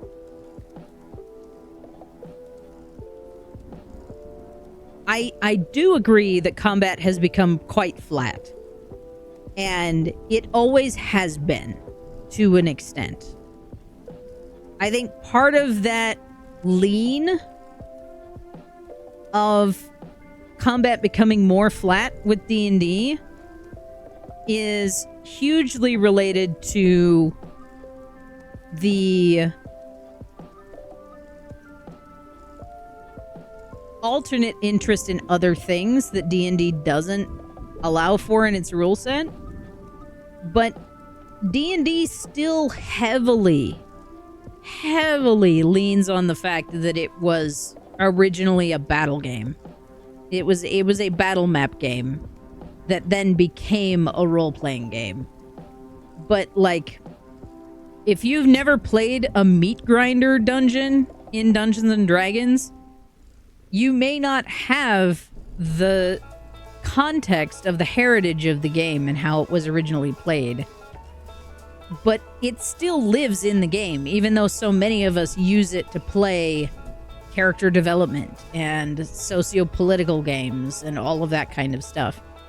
It still falls into the pitfall of being a flat combat roll if it works game. And I don't like it for that. The games are fun, but once combat happens, the game grinds to a near halt, but without the rewarding tacticality that the slowness usually is a trade for. I think that that's a table culture challenge as well, because I have definitely seen combat done in a way that is interesting and entertaining and rewarding and tactically efficient. But that's not to say that every table group knows how or cares to engage in that kind of combat. Rules as written, combat is very cut and dry, and I don't think it's a good fit culturally for the modern age. Vampy offers suggestions of Fate, Cypher, Sagas, Director's Cut edition, eventually. GURPS, not that I would ever play GURPS. Yes. GURPS. Did you want some more math with your math? We can add some more math on that too, just for fun. GURPS. The one game where you need to know calculus in order to be able to play it. I will never forget the meme that I saw when I was in college that was like this whole page of a calculus proof. It's like, and now you have your speedboat. I was like, ugh. GURPS was way too crunchy for me. I understand why it's fun for some people, but it was way too crunchy for me. Arden says, maybe it's just because I've spent so much time learning it, and I know it's the best. I know the system the best, but I have to admit that D&D is my favorite combat system of all the TTRPGs I've played. D&D does combat in a very specific, very regimented way, which is very good for a lot of things, right? There's so much there that lays things out very distinctly that allows for the D&D combat system to be good in a lot of ways. I think my biggest thing these days is that I think a lot of people are looking for something that's more interesting, that's more robust. One of the things that I love about Sagas is the combos system. The combos system is the kind of thing that could be implemented in games like D&D without much hindrance. One of the things that's always got me is that there is the help action available in combat rounds, and no one takes it these days because it's not rewarded in any specific way. It just grants advantage on one person's check and wastes, quote unquote, another person's action to do it. But things like that are fantastic and deserve to be rewarded in terms of gameplay. But the system itself doesn't do that. It actually hinders people for working together. And I ran across someone commenting earlier this week about how players forget that they're not playing a single-player RPG when they're playing TTRPGs. There is something that modern players have a disconnect, that they're playing a group game as opposed to a single-player RPG like Skyrim, you know, and it changes the way people make decisions. It changes the way people think about initiative, right? A lot of players do not watch the table when it's not their turn in an initiative, and by extension, it can slow down gameplay a lot because in a single round, especially when you're dealing with lair actions and multiple foes, the board can change a lot over the course of a single round. And if you're not paying attention to what is happening during the course of that round, you get lost, you know? Time for a beach episode. Have a great time, Knob Knob. We'll catch you later. Thank you so much for hanging out with us today. So I think part of it is just the modern player, and part of it is the design of the system and the assumptions that the system makes on its own. Delport, I love that you are so into Draw Steel right now. I can feel the palpable excitement that you have for Draw Steel. And it brings me joy to see you excited about it. Delport says, have you looked into Draw Steel? There are many good games coming out these days, but Draw Steel is especially interested in tactical and engaging combat, which we love to see. Vampy says, as a native director's cut evangelist, outgunned combat, so to speak, is so nice. One enemy stat block regardless of quantity, no hit points. Grit is more willingness and ability to remain in combat rather than a health bar. Yes. Also fantastic. We love to see it. Noob says, oh, maybe the DM is, quote-unquote, not a fan of combat, so that doesn't help. I do think that it would be genuinely good for us to run more combat-centric one-shots or something sometime. That sounds shockingly like a RPG system my ex-colleague of mine once invented. Ooh. Always fun. But yeah, like if your game runner isn't a fan of one part of the game or another, it can have a huge impact on how parts of it run. Arden says, I think my brain likes the regimentation of D&D initiative, and the turn-based system especially. Otherwise, I have trouble knowing when to step in and do stuff. I like having a turn. And I do think that initiative has a lot of use.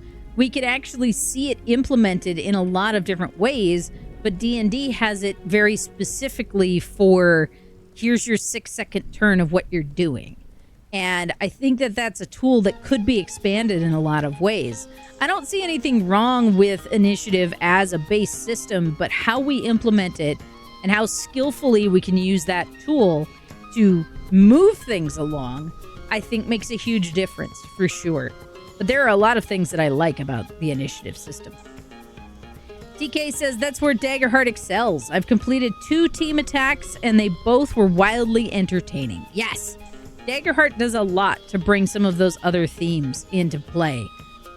Sagas was where I first really got a taste of true combo combat moves. And I think that Dennis did a great job of creating absolutely wonderful illustrative combat in a world and allowing there to be mechanics for that, regardless of what the overarching assumptions are for your genre. Noob says, I do think that I need to refer to the DM back to my session 0 takes, but I'm thinking of a nice way to do that. For me, Noob, when it comes to, especially when you have longer running campaigns, it's nice to have check-ins both as a game runner and as a player to go, hey, I know we talked about this thing. I feel like if you are implementing it, I might be missing out on it. Can we talk about how you're actively taking that into consideration as we build future sessions and stuff? Or I'd like to double down on this, thematic thing that I was really interested in seeing, and I feel like I'm not getting to participate in that as much as I would like to. Maybe I'm missing the cues where that can come up more often. Is there a way that I can help implement that or help, spark those narrative moments or those combat moments to make them more robust, And approach it as a cooperative thing, not just a, hey, why aren't you doing this thing? Which I feel like should go unsaid, right? But it doesn't always. But yeah, approaching that as cooperative, I think, is super important. It's part of why I think D&D's more modern helpers, or just this amount of XP as a decent encounter, will not hold back on letting DMs just put down a storm giant versus level 7 players. No system will, Noob. No system is going to be able to prevent the breakdown of the system if it is implemented incorrectly, right? And I hate to say that a game runner or a player is playing a game incorrectly, but if you have the opportunity to break it, a player will break it, right? And in the same way, there is never going to be something preventing a game runner from taking, quote unquote, the easy route out. It comes back to, is that the right table fit for you? You know what I mean? Do you want to continue to play a game that is going to have that formulaic response to combat? Or is it up to you to say, you know what? It's been fun, and I'm gonna move to find myself another setting because I want to play the kind of combat that somebody's going to run that has a wide variety of single big monster, small group of medium monsters, lots of random ambushes. That's table culture in a lot of ways. The system, I don't think, is going to ever bridge that gap, whether it's Dungeons and Dragons or any other system. I think that that's a table culture thing, and that's something that needs to be discussed among your friends or to find a new table in a lot of ways. And I think lots of us will stick around at tables that don't well suit us for the sake of normalcy, but I don't see that as a flaw in the system itself. Because the system says, here's a bunch of options for you. You have free will to choose them. And that's, like everything, that's my opinion. You may disagree with me on that. But from my perspective, here's some guidelines to build an encounter. This exactly fits the guidelines. Or it suffices in fitting the guidelines, so I'm not going to think beyond that. Is a risk at any table. Under any system, not exclusively Dungeons and Dragons, in my opinion. Delport says, I'm trying to focus on sharing with people who sound like they'd be a good fit for it. There's a ton of good games coming out right now covering different niches, and Draw Steel is just one I'm most informed about. See? That's good, though. It's fun to be passionate about stuff like that. I love that for you. Arden says, maybe it's just my background in playing healers in D&D, but I always pay attention to my party members' turns in combat and do my best to help them when my turn when I can. I guess I've just been especially lucky to have been at very collaborative tables. Yes, you have. Yes, you have. One of my favorite table stories is that I sat at a table that had many of us who had very divergent play styles, but the most glaringly obvious was that we had a table of people who really enjoyed character development and RP, and one of the players at the table was a door kicker. I swear to God, this guy wanted to be playing Munchkin, not D&D. But when you have 6 other players who are deeply invested in character motivations and all of the character arc and how different battles will change their character and how they think about the world, and then you have one guy at the table who's like, I play Mork the Orc and I hit things, and doesn't ever say anything in character, doesn't ever have any background, just nothing. It's so who are your parents? The ether. There is nothing wrong inherently with that playstyle, but trying to match that playstyle to a table of people who are heavy into RP, there is going to be a dissonance there, right? There's going to be a huge dissonance there. The same thing happens in reverse. If you have a whole table of players who are door kickers, who want to go find the monster, kick in the door, kill the monster, get the treasure, great! They will all get along really well playing that game together. D&D works great for that. That is the origin of the game. You drop in front of the dungeon. You go into the dungeon. You get through the dungeon. You bring out the treasure. You go home. You get your XP. You go do it again. Right? That's the origin of the game. And because of that, if you have somebody who wants to, quote-unquote, slow down gameplay by having these esoteric conversations about the background of their character, everybody's going to have a bad time because the table is mismatched. So, that's one of my favorite stories to tell, because it's very clear that this guy was enjoying the basis of how he built characters and how he played the game, and there's nothing inherently wrong with playing the game that way. But when you are mismatched at a table of players who don't play the game that way, there's always going to be friction.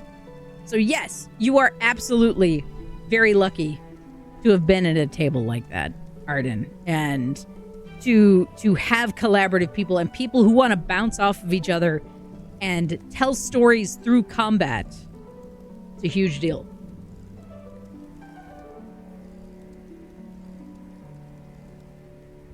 Vampy says, Director's Cut has no initiative, and it's very incumbent upon the GM to make sure everyone has a turn. It is supposed to be up to the players to make sure that they hold an active space. But quiet players be quieting. Yes. Yes. And if you have a good game runner to have that soft initiative, right? If you have a good game runner to hold space for those quiet players and help empower those quiet players, that can be okay. If you have a balanced table of people who are good at stepping out of the spotlight and shining the light on other players who all make space for each other, and that's balanced that way, also really good. But if you have people at the table who cannot hold that space for themselves or will actively step out of the way for everyone else, and no one else steps out of the way for them, that's where that imbalance comes in, right? And if your game runner isn't keeping track of that imbalance and making space for that intentionally, and it's not showing up organically, that can be a really off-putting setting for a lot of people. There's nothing inherently wrong with having a setting like that has no initiative, that you all just make space for each other, but you have to have a cooperative table or a very intentional game runner in order to make that work. It can be really great, but you have to make sure that that balance is maintained in one way or another, because it doesn't always do it organically, especially when you're dealing with tables where you have a lot of mixed players that come together. Whether you're dealing with like gaming group tables where you're at like a game store and it's kind of an open table that anybody can walk up to, or you're dealing with like I had with Duskfen with Westmarch's table where you've got a lot of different players who are all kind of cycling in with each other at any given time. Like making sure that that balance is maintained is very important.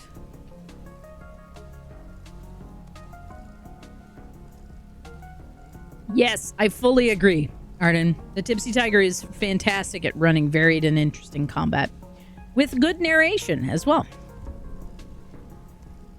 Same for, say, wacky fun experiences during combat, says Noob, but it's something I've brought up before. On the other hand, their storyline is something I genuinely enjoy. Yeah, and so then maybe it's about balancing all of the things that you like about that table and figuring out what you're willing to go without for participating in the table that you got, right?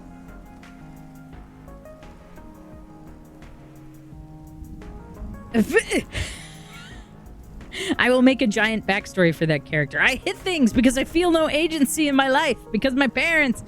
Bonus action rage. I love that. That's fantastic. I haven't played a barbarian in so long. I played one once for a one shot, and that was it. Vampy says, my most common character trope is between silent observer and snarky punster. Maybe I self-insert more than I thought. I'm glad you figured that out. I'm glad you figured that out for yourself. When I play, I often play one of the following: sweet and socially awkward, or bombshell vixen with confidence and a shattered backstory. The two genders. Amazing. Yes. Yes. More players in Romithra. I owe my luck to the Tipsy Tiger for encouraging that kind of table. Absolutely. Absolutely. Noob says, I know I'm a very loud player, and having given myself a slow, soft-spoken cleric as a character has been so incredibly painful, but also very cool, because the quiet players now have to step up. And we're suddenly going places I had no idea we could.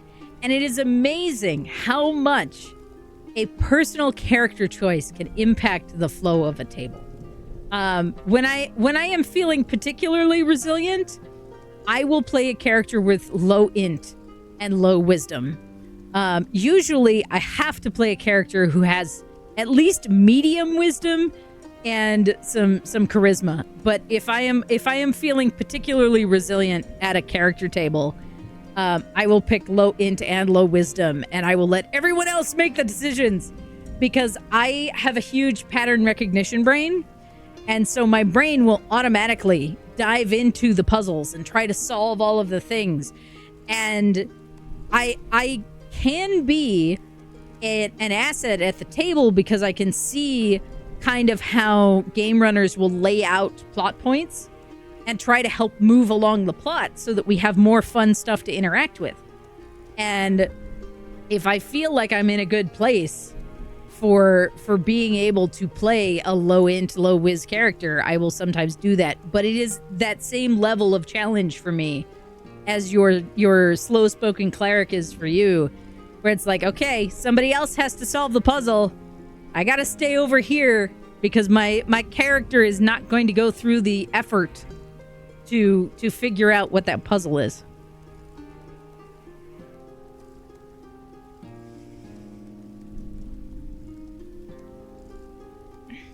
Actually, wait, I realized I do have a character like this. Unfortunately, our campaign is on hiatus right now. Aw. Stares at Churney pointedly while turning pages of book to Shape Water. Listen. You let me get away with a lot of shit with Shape Water. It's not entirely my fault. It is partially my fault, though. Also, it is 2:15 here at the mountaintop, which means it's time for an actual stretch break. So, we should actually take a stretch break. I will leave you all with some words on stream so that you can stretch your brains if you want to. I am going to get up and walk around and get stretched. And when we come back, we will talk more about world building and character design and game design and who knows what else. So I will see you all after the break. And thank you again to World Anvil. You guys know what to do. Go check out World Anvil. They are helping to support me. So go support them. You know the deal. I will see you all in a little bit. Good luck.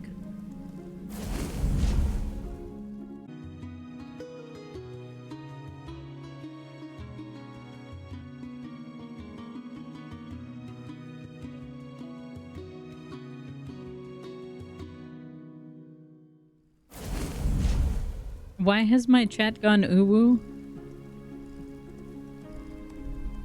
What?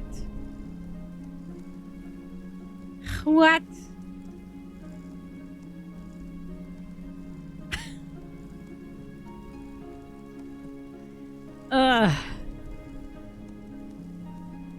Y'all are so silly.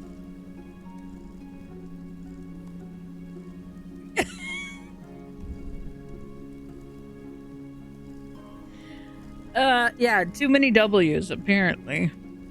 But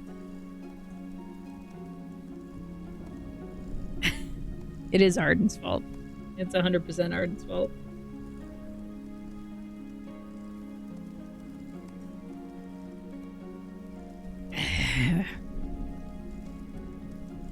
Y'all are so silly.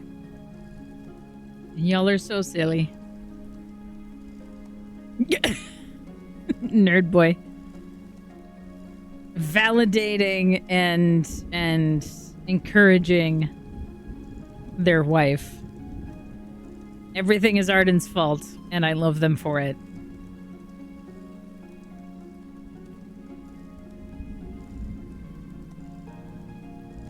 You silly beans. You silly, silly beans. Hello? The line. This Hello? shall not fall.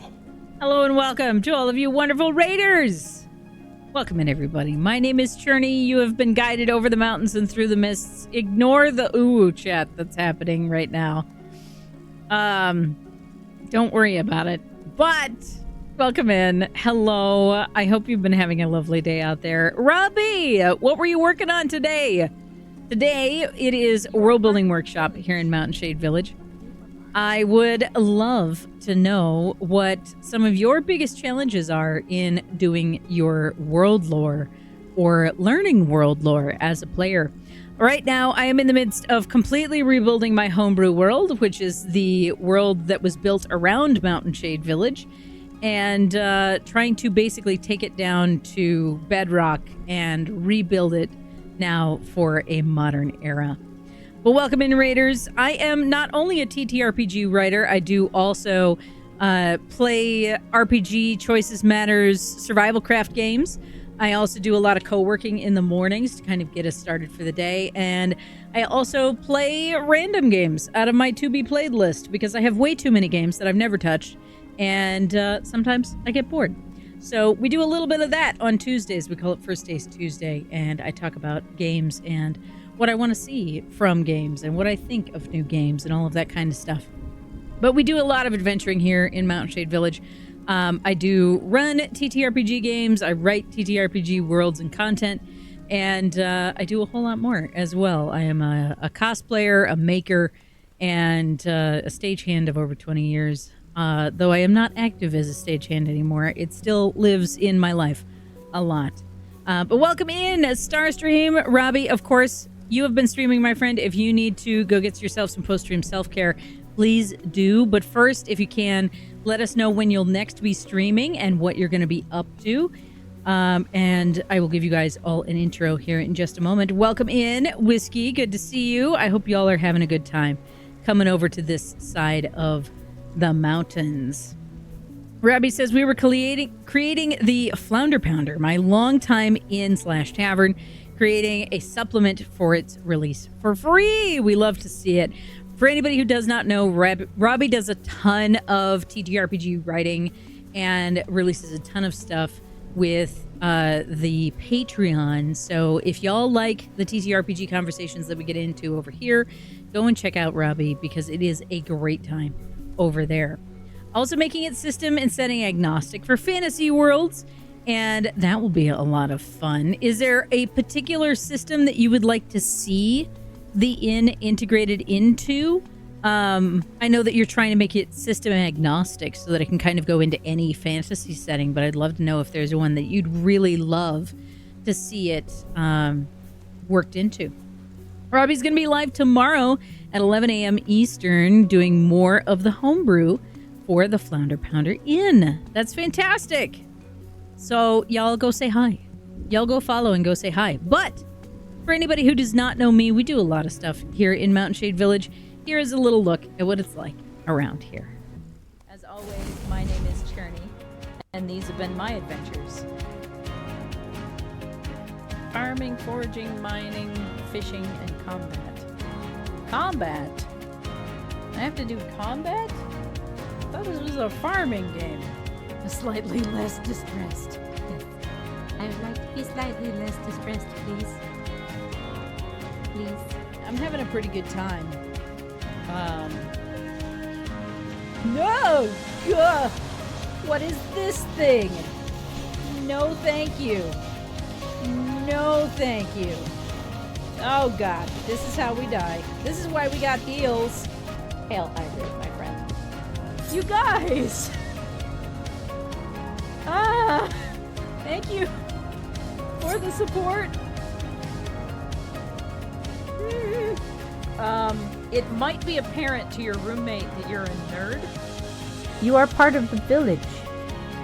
You are part of the village. So, I don't know what this was. This is some kind of inclusiveness. I don't know. Tipsy, excuse me. Thank you very much for those bits during the raid video. Yes, we do need an updated raid video. One of these days, I'll get around to it. But thank you again for the raid, Robbie. To my question of, is there a specific setting or system that you would like to see your new inn put into?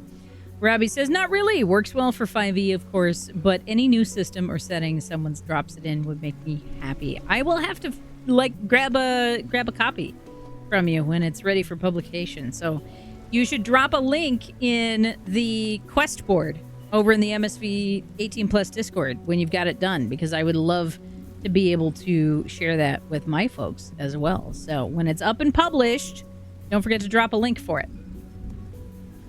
Yes, that would be an MSV Herald on the quest board, because there's 3 different channels in the quest board. But yes, that would be perfect for the MSV Herald. But I would love to see it. Also, if you haven't had water since you stopped stream, Robbie, you should have some water. But today I am working on a bunch of things here, but specifically I am doing some stuff with the world meta. From beyond. Self-care for streamer. Self-care for streamer. Heck.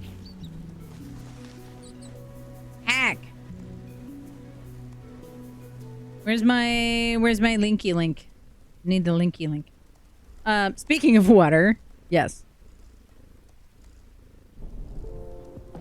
I still haven't been able to wash out my village well water containers. That's coming up soon here. But yes, I said excuse me because you dropped bits on the channel. How heckin' dare you be nice to me? How could you? Thank you for the support. I appreciate it. But world meta, the thing that you can see right now, you can check it out for yourself over here. This is like me laying out the groundwork for the rewrite for the Pelennor setting, the world that surrounds Mountain Shade Village and the continent of Egregar and all of that kind of stuff, because there's so much that I have been trying to rework, and I was trying to do it while actively running a game, and that was not going well. So I have had to put games on hiatus for right now so that I can rework the lore. Oh, hey, look. I have tickets to collect. I'll do that really quickly here. Because I have a new Spiritographer rank. But that's what we're working on today. I am trying to get some things sorted with the world lore and basically just pulling apart everything and re-outlining what I want to really focus on with the world and what I want to bring to the forefront as the themes that I want to talk about in the game, and figuring out, like, because I do eventually want to publish this world setting somewhere where other people can play in the world. And I feel like I'm running into a lot of things where nuance is not being explored the way I want it to be, and like a lot of themes are kind of getting buried in a number of ways, and just a lot of things are not well suited to what I want to see in terms of lines and veils in the world. And so I'm kind of taking things back down to bare bones and trying to rebuild in a more modern direction, because a lot of these themes that are being put into this world have been in the works for over a decade.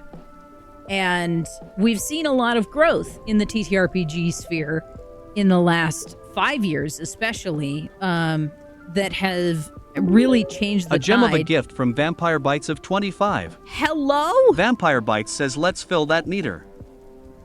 Vampy, thank you very much. That puts us $5 away from the daily goal for Kofi and a possible sour face. Thank you very much for the contribution over on Kofi. I am still in a very strange and scary place when it comes to getting my finances in place this month. I'm still deeply grateful to everybody who contributed during the subathon last month to help me get back up to zero from the fire and everything. I never take for granted that you guys are the reason I'm still able to be here and not have to quit entirely and go get a normal job again. But thank you very much for that contribution. It means a lot. That completely derailed me. I was talking about all kinds of other stuff. I don't remember what I was talking about. But yeah, so we're building up this world basically from scratch. I'm not getting rid of anything yet. But I do know that like nearly everything needs to at least be gone over again and fine-tuned for the modern era and for the messages that I actually want to communicate as a writer, and the world that I actually want to see and put together with the themes that I want to discuss. So I've basically pulled everything apart, and we're kind of starting again from scratch in a lot of ways to rework some of the like placeholder language that I had in place, and just underdeveloped ideas and a bunch of other stuff in this because there's a ton of stuff that deserves to really be fleshed out in terms of how things came to be, like the before and after of certain events or certain factions and things like that. And just everything needs to be touched and polished to get this in a place that I really want it to be. And it's a deeply daunting task, and one that I am honestly afraid of messing up. And I have a lot of feelings around what I want this to be. And I was talking about this earlier, how there's a lot of concern that I have that is preventing me from taking the step to fail forward, right? There's going to be failure in the reorganization of this world, because I'm going to have to try things out and see if it does what I want it to. A gem of a gift from Arden Rachel of 5. Arden Rachel says sour face. Arden says sour face in all caps. Where's my sour? Here we go. So that's kind of what we're working on today. That's what we got going on. And aside from the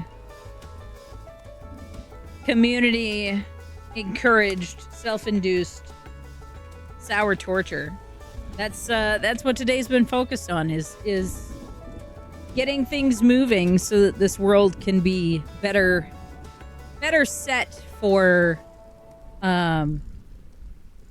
what I see as my modern era of TTRPG gaming. So I'm scared, honestly. Like, I so desperately want this world to be a good reflection on what I want out of world design. And I know that it's not even on its first foray out into the world, but I want it to be as good as it possibly can be in its rewrite. And I don't know what that's going to look like. I don't know what that's going to take. I don't know what's necessary with that to make it into what I want it to be. But I know that I want it to be better.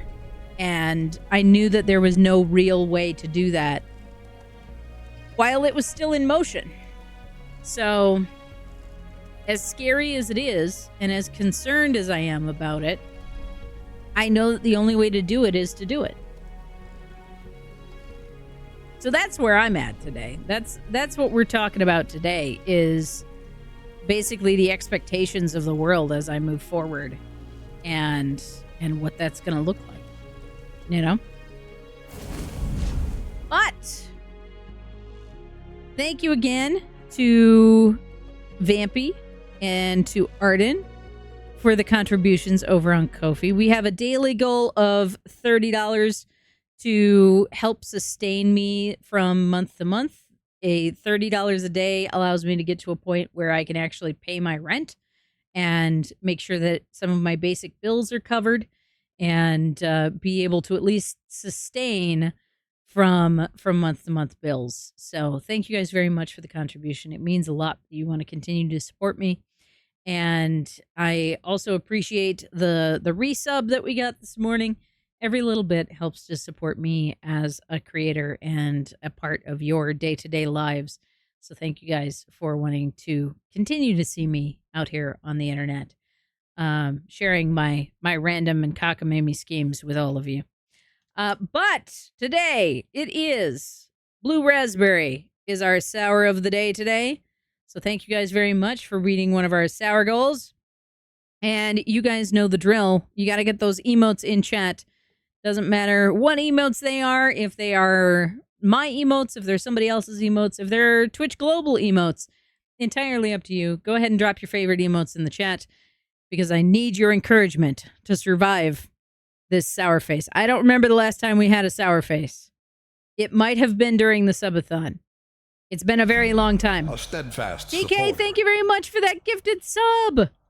I greatly appreciate it. All right, everybody, here we go.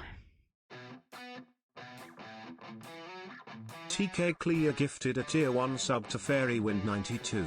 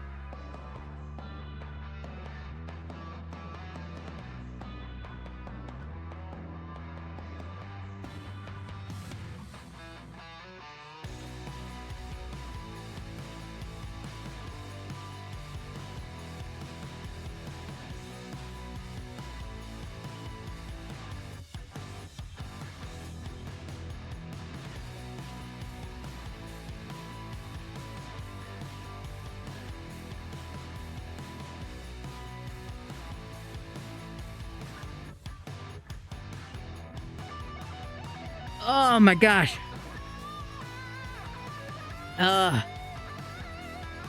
So teary-eyed now. Whoa. We made it. Woo. Woo. So sour. Such sour many. Wow.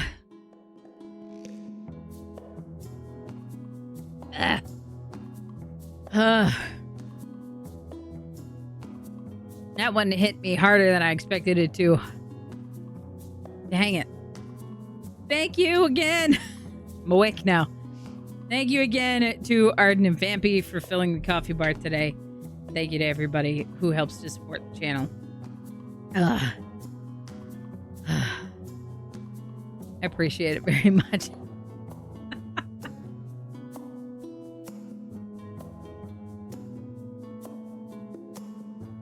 Oh my gosh. Whew. Now that I've had a full Etch-a-Sketch reset. What were we talking about again?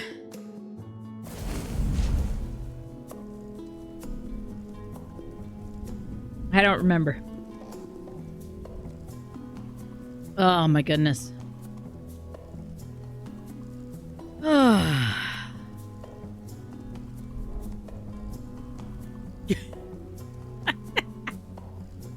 DK, I love those emotes. Those are fantastic.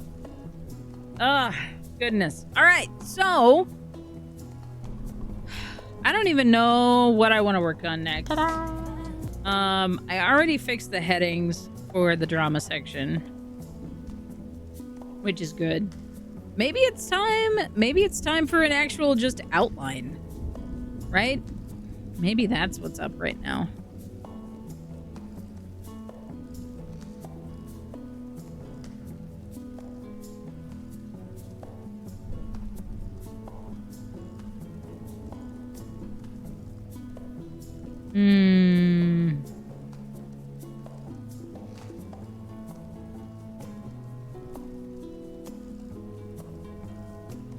All right. So let's open our task list here.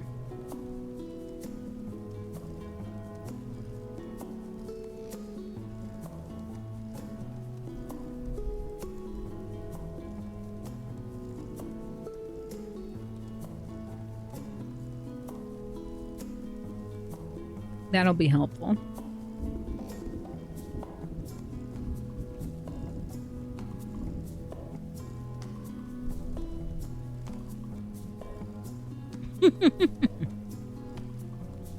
Forgot about this siesta.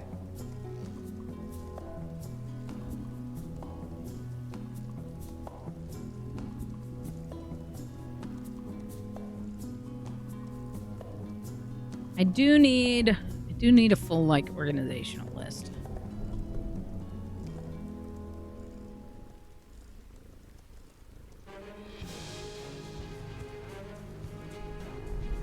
I like the to-do list, but it doesn't let me do full, like,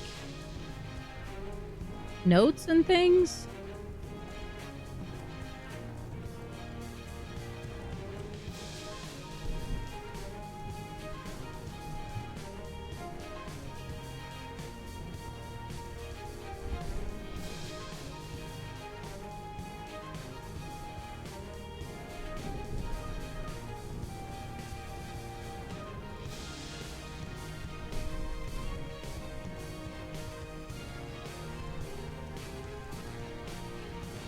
That's going to be important.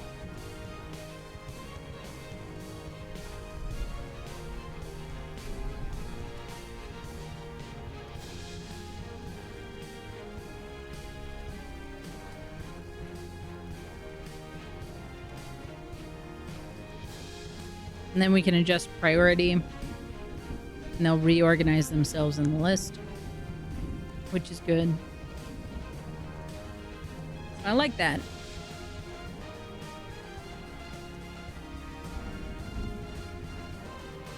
Hey, well done, TK, getting all those tests complete. Very nice. Is it task list time? I think it's task list time.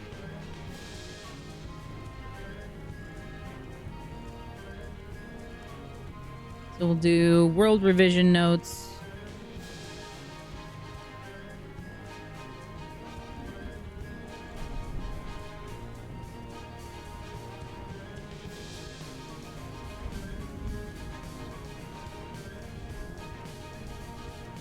Amazing.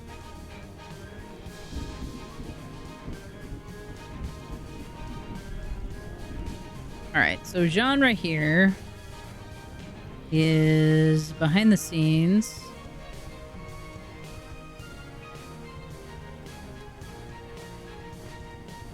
World writing.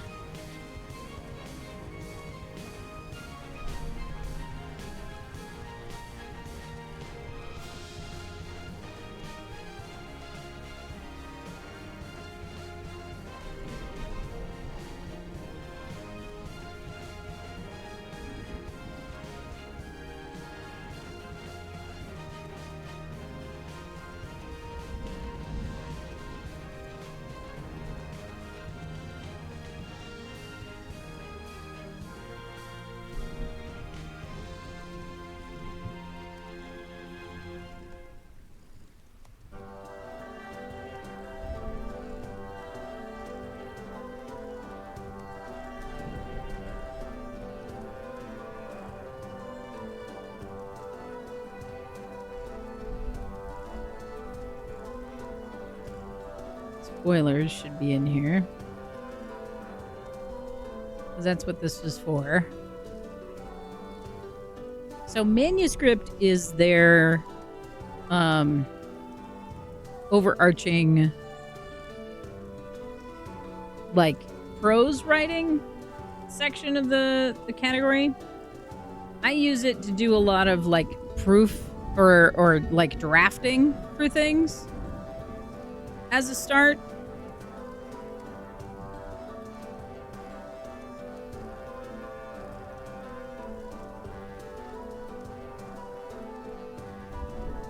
Which is really helpful.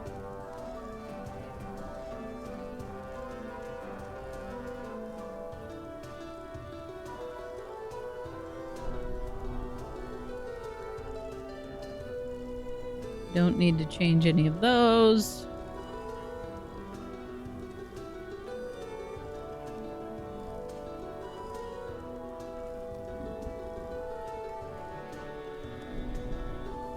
I probably want to change these labels at some point, but for now.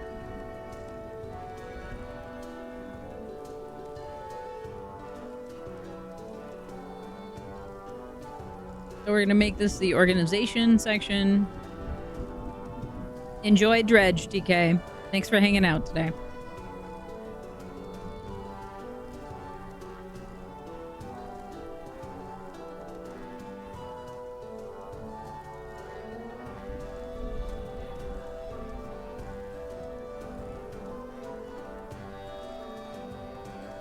All right, so this is going to be the organization folder for project organization, priorities, and needs.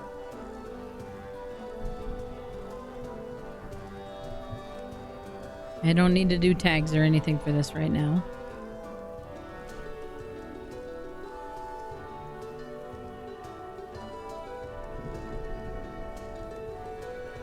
Part importance, part type, duration of part, time of day. None of this is applicable for how I'm utilizing this section.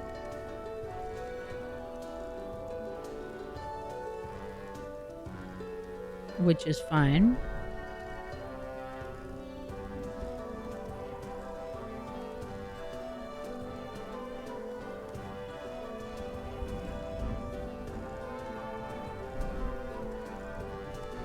So this is for the overhaul task list.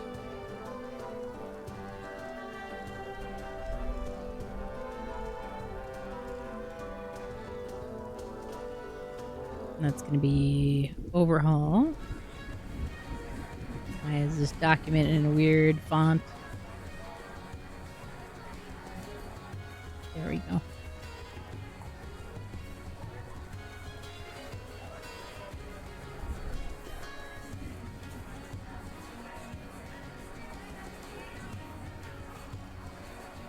I think one of the things that I want to start with is going to be folder structure. Why that's spelled with a U in my brain today, I do not know.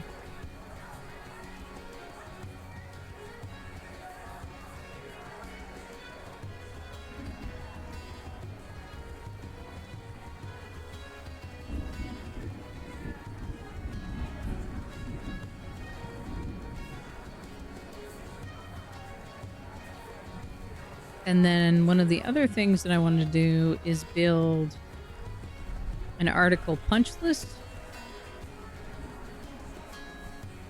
which is like notes for all of my things that need updating.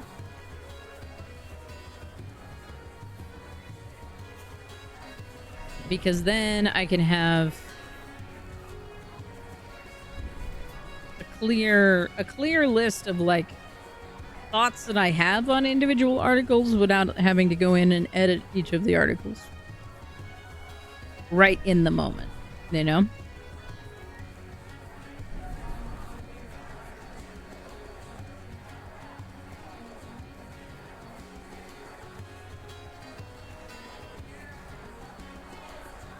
So then I can use that with the integrated to-do list tool, which is down here in the advanced tools. Can I link to this?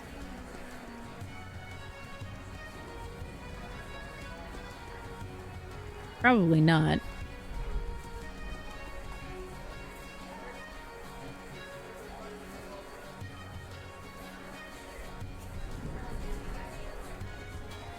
Ooh, you can pin the to-do list.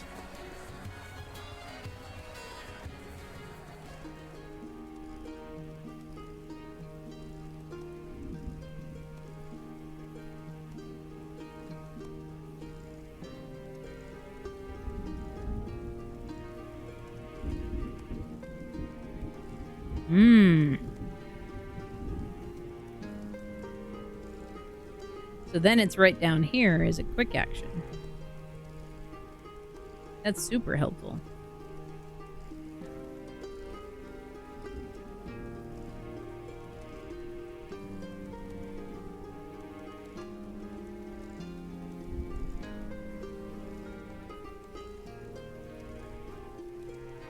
Then I can open references in a new full editor.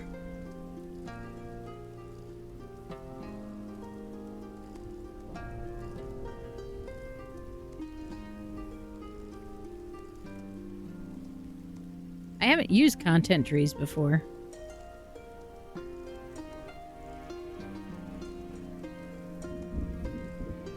This looks like something I'm going to have to set aside some time to learn to use, which will be good.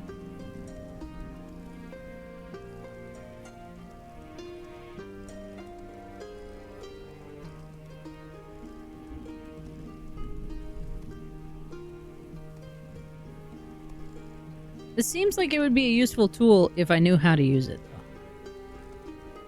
And I will have to set aside some offline time to learn that, I think.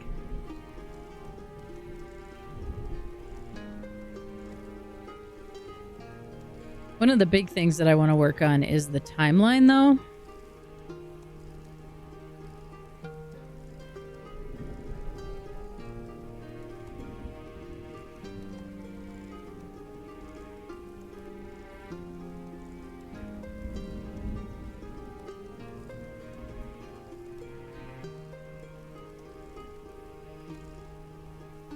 Because we have a lot of things that I want to introduce and want to have a more concrete, like, set of where things exist. But I need to figure out how to make that happen.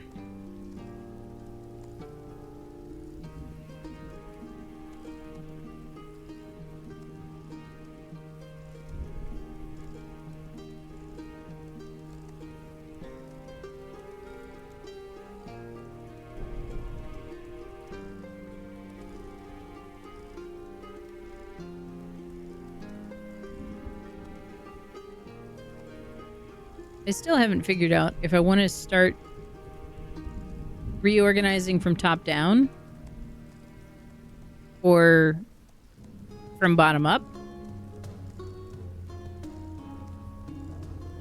Because both have their uses. And like, I have so many ideas about what I want to see from a top-down perspective. But I feel like I haven't had a lot of luck in organizing in that way. Which is deeply frustrating.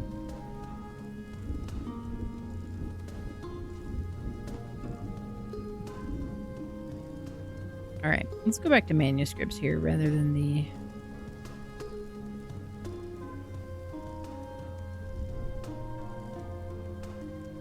articles.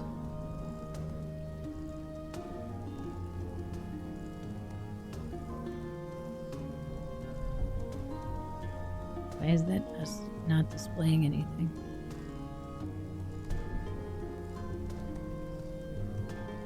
Somewhere I have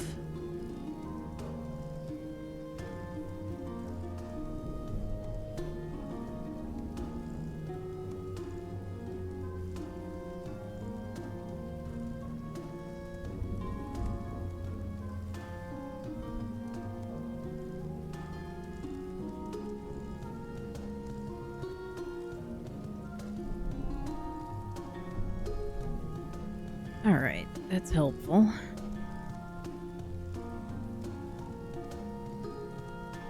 Because a bunch of these things are still relevant.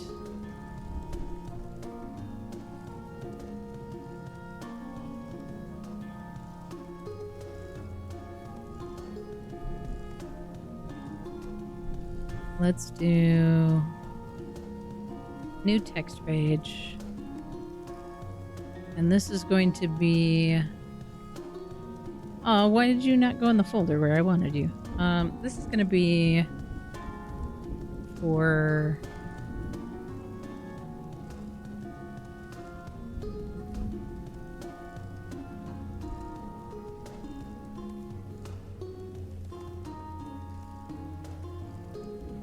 Why are you so tiny?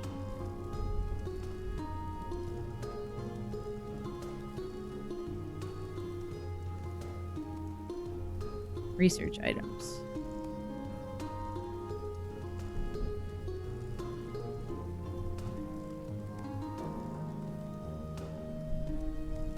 That's going to go in the research folder. So I can get rid of that page. A bunch of the stuff here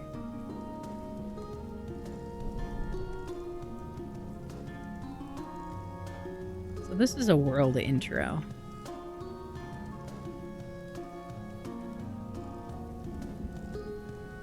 This is a faction.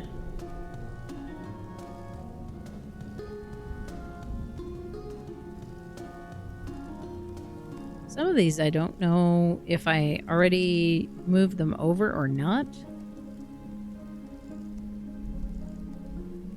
I think a lot of them did not get moved over.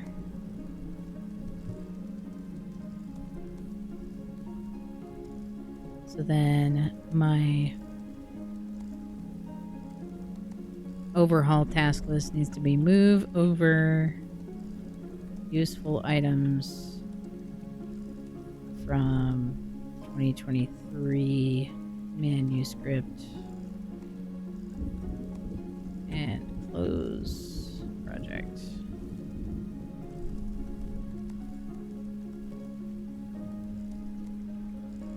That's going to be useful.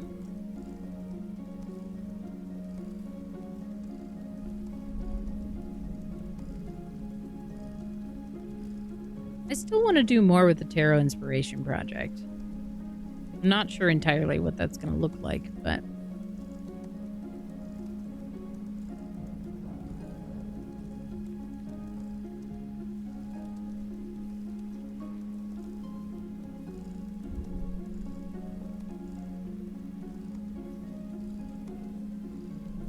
I think there's a lot of options for pulling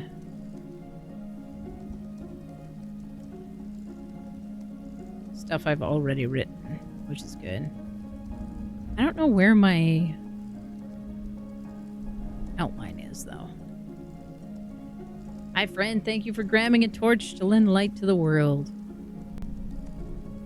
Hope you're having a good day out there. Or at least as good a one as you can hope for.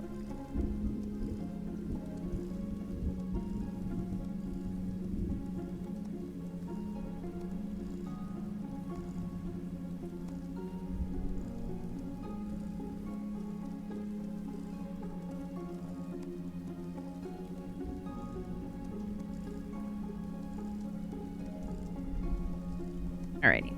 I have 10 minutes left of lunch. Everyone hurry up and hydrate. Heck!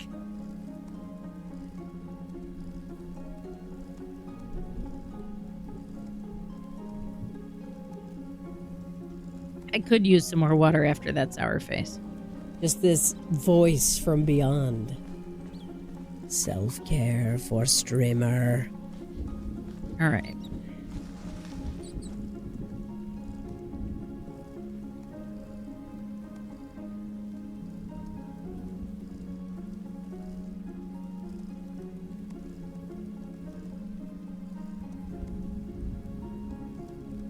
If you pay me, I can turn your village well for you.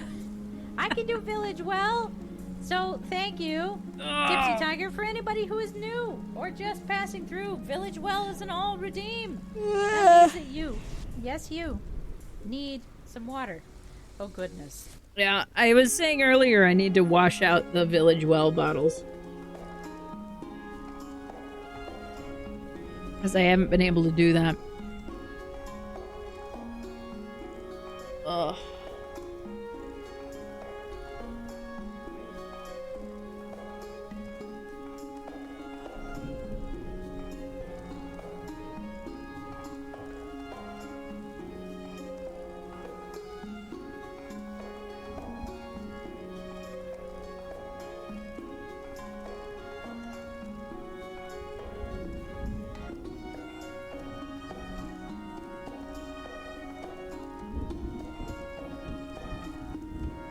Dang it.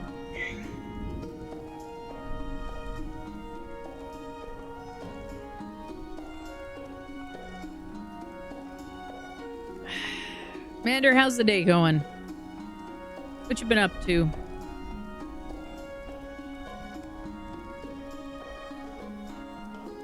I wouldn't be able to wait through the entire thing anyway, so chibi voice hydration reminder for the time shall suffice. Very well. Very good.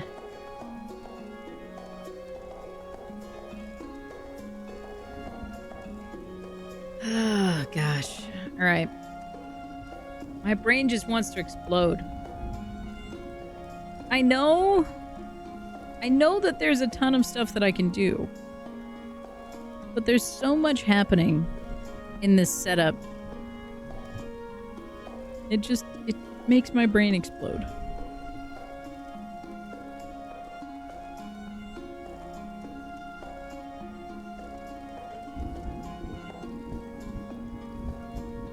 I'm not sure why.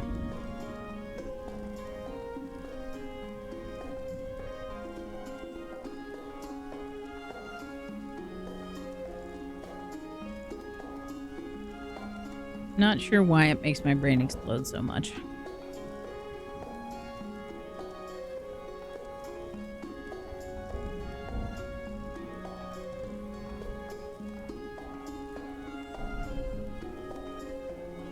But it does. It's a late day. Oh no, you're second shifting today? Bleh.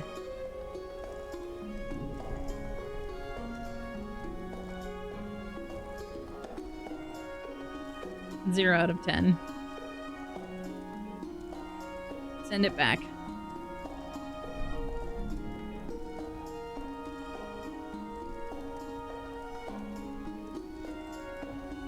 Send it back.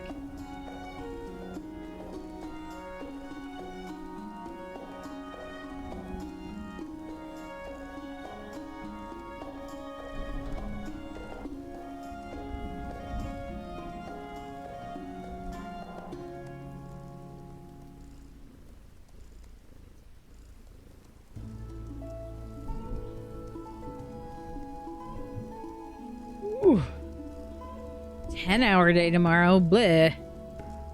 But hey, I get shorter Fridays and full weekends. That's true. Having shorter days and full weekends is a big deal. Especially coming from split weekends before.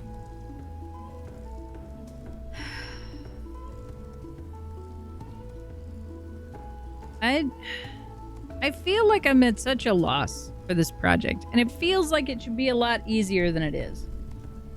You know what I mean?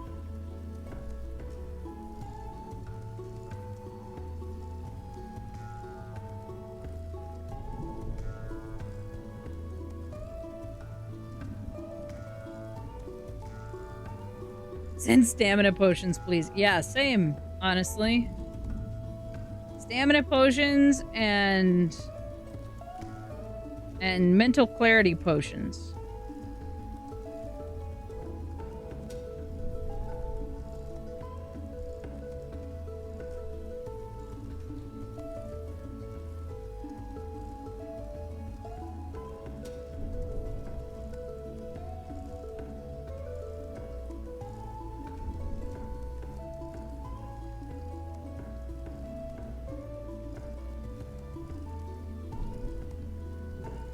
I feel like I don't know how I would... Like, I've tried to do an outline organization several times for this world, and I feel like none of them fit. But also, what happened to my notes?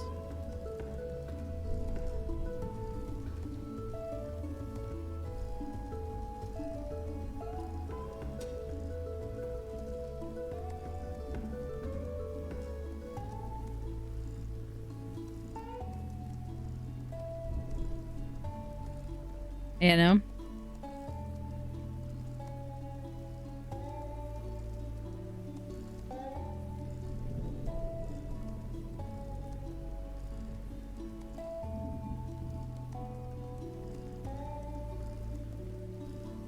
Do I have notes? Ooh, do I have notes in Notion? I might have these notes in Notion, honestly.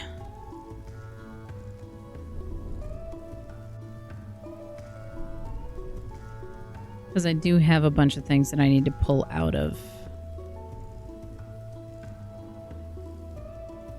the Notion still.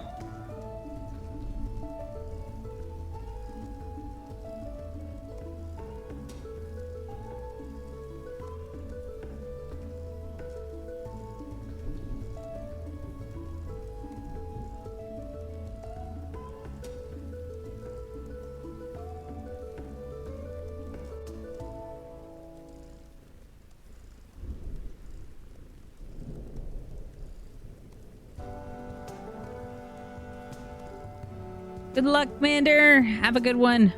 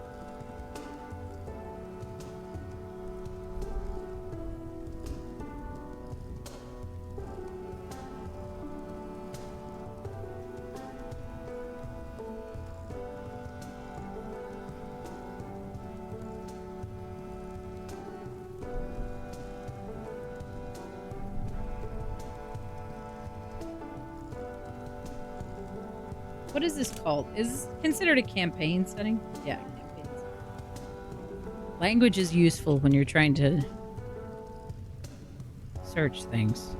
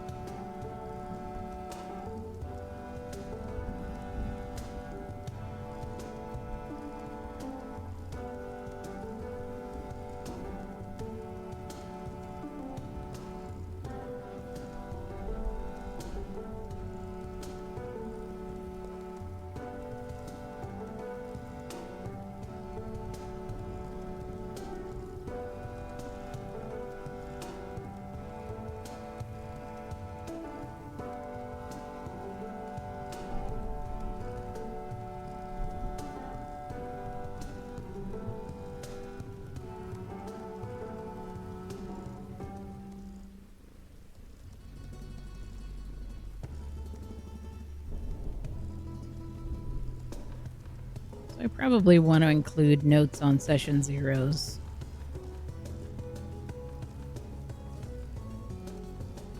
A bit, right?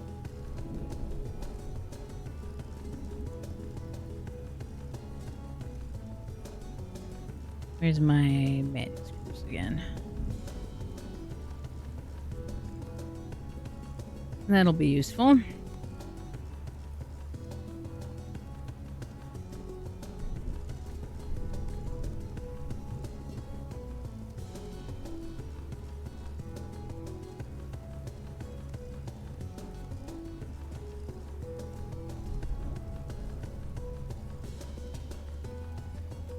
Today I learned that audio CDs are the current size because of Beethoven's Ninth Symphony. Okay, but why though?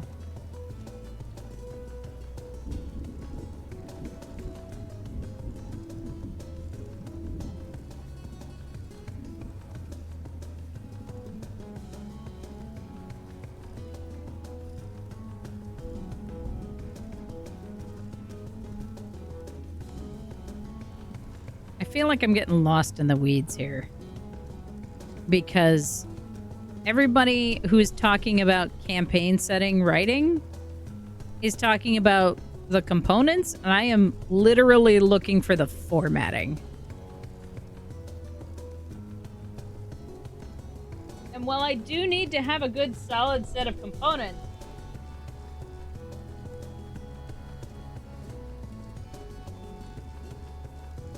I need a format to keep my brain organized while I'm writing.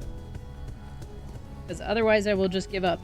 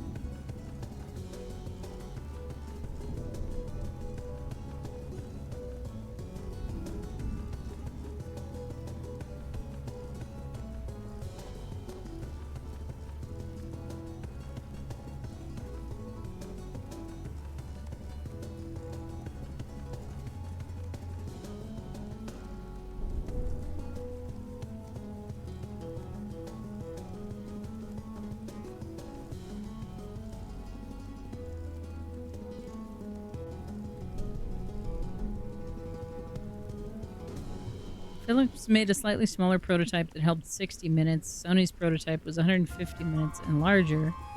Sony and Philips collabed to fine-tune the Philips version, but the exec at Sony said the size needed to fit Beethoven's Ninth in order to showcase CD's benefits over vinyl. Interesting. So because it was the longest running piece of music, it became the benchmark to create a physical medium to exist in production. Fascinating. I am intrigued.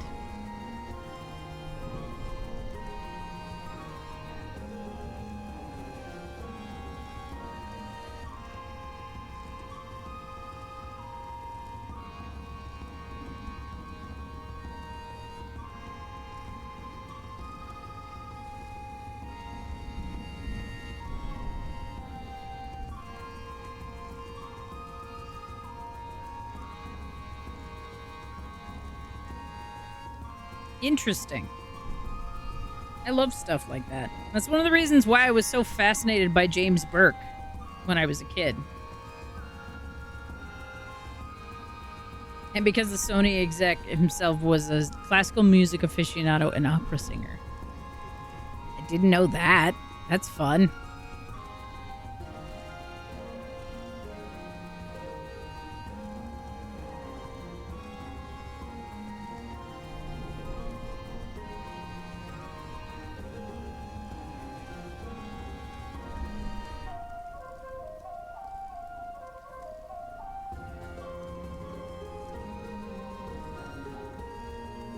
Now is the point at which I wish I had... more...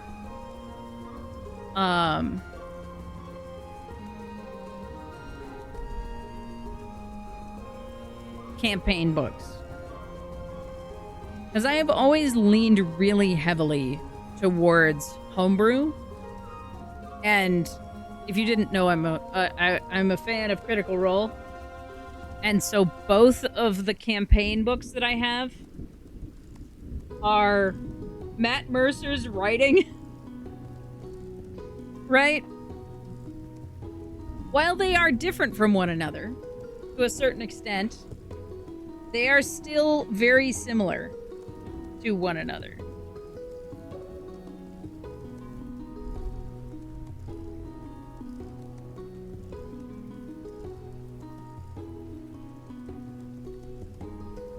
So, like, I wish I had more stuff to compare.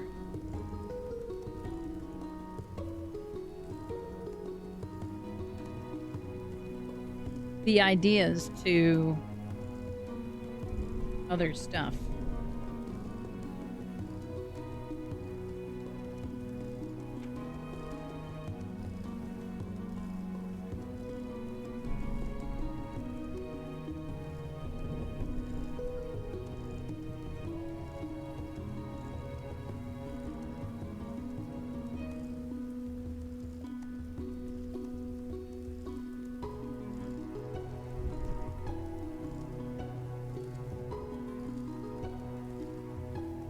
Oh, interesting.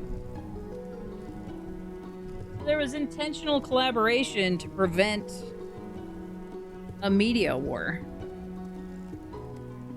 That's good. I like that. That's fun to know. Do I still have...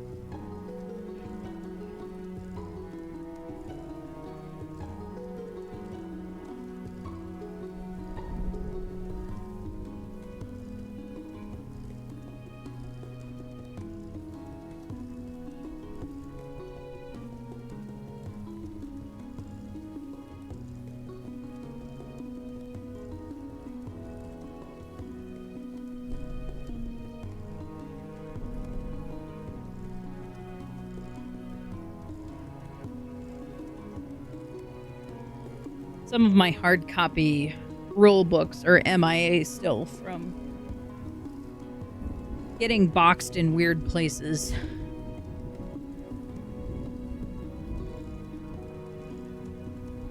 All right.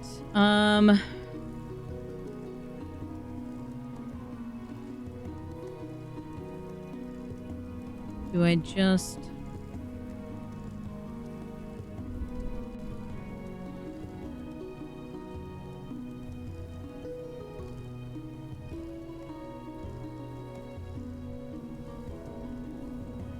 Yeah.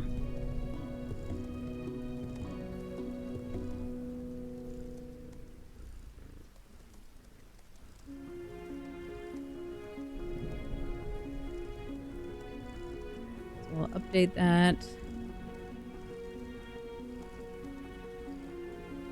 So we've got...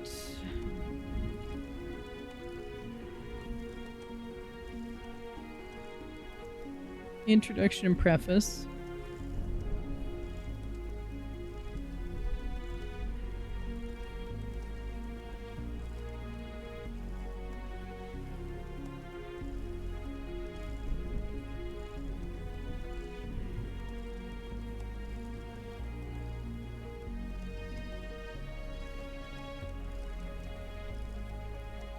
And then...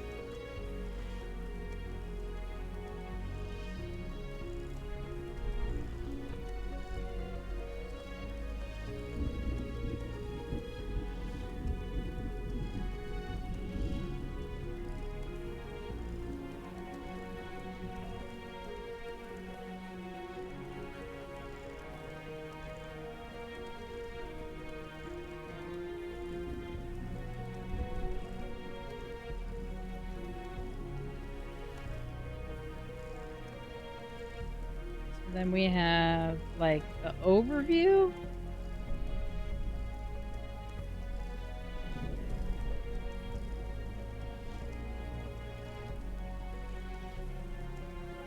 I guess.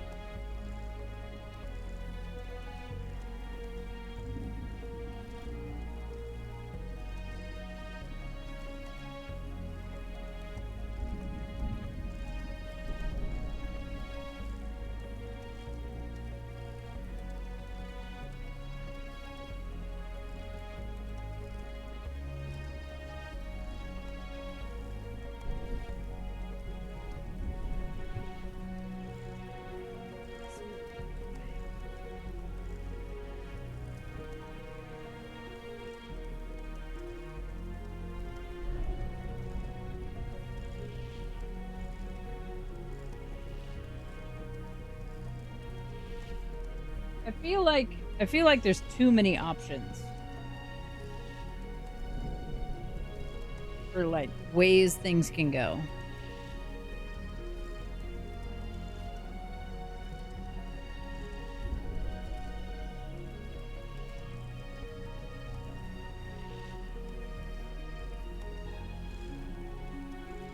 And even though I only have 2 examples in front of me,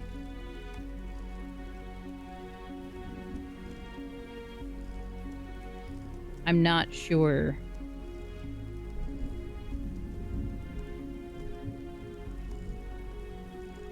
which direction to go with it.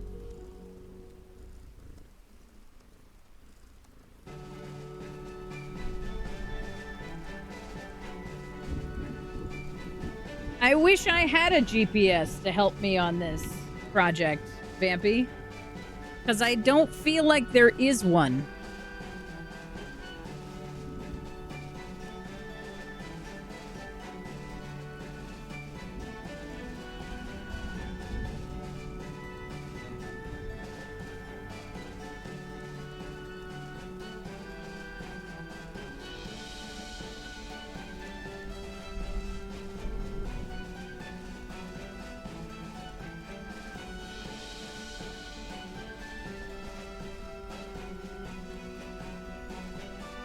Like, there's tons of people out here talking about, like, how to put components together to build a campaign setting.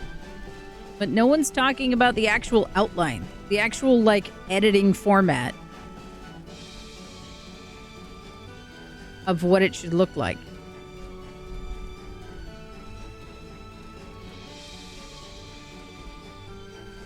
For a campaign setting.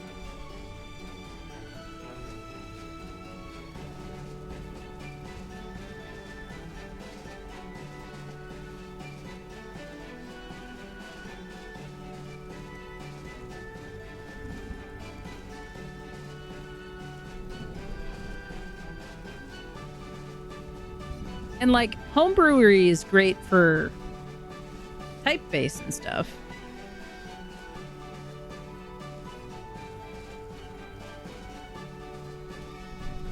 Vampy is like, oh, you want actual help? I give you puns instead.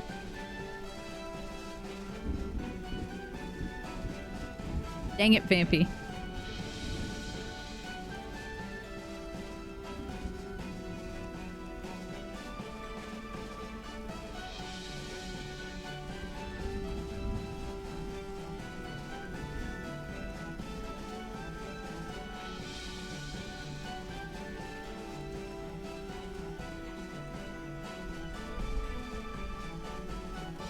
Dang it, Vampy.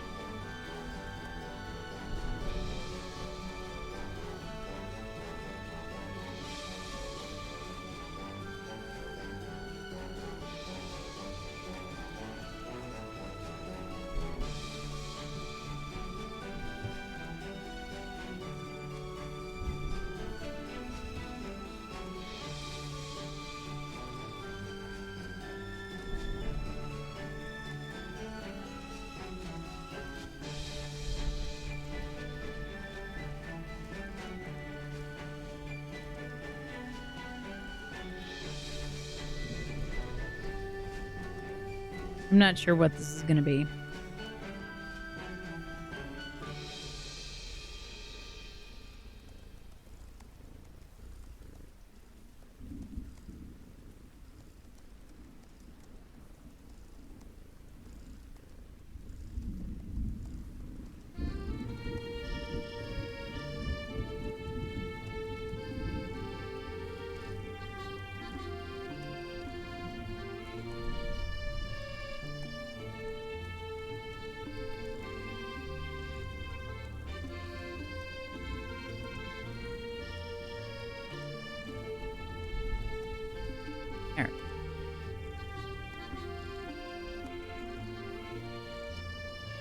Maybe I'm just the only person to use an outline. Is that the problem? Am I the only person to use an outline?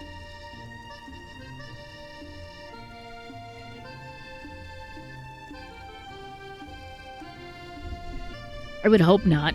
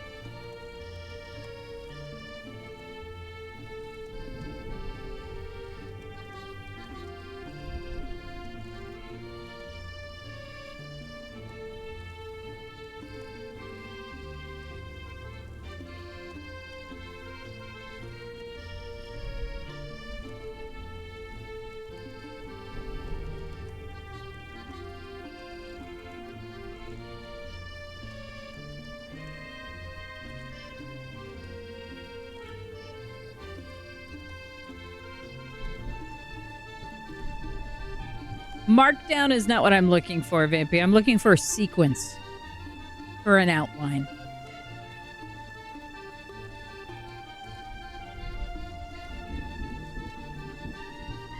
Also, World Anvil does have numbered lists as part of its markdown.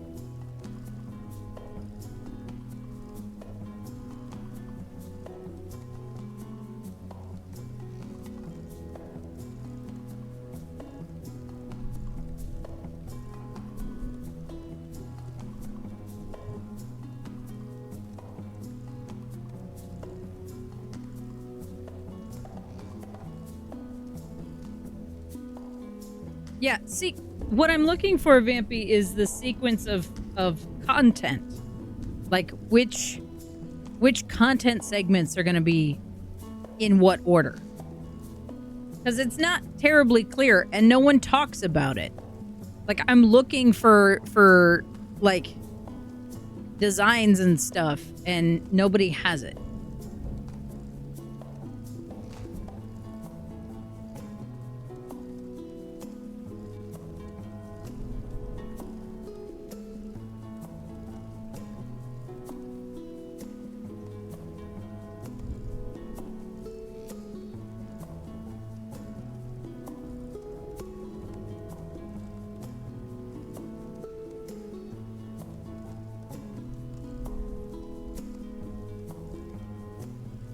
Well, I know there's no universal system, but the fact that nobody's having that conversation is kind of annoying. At least right now.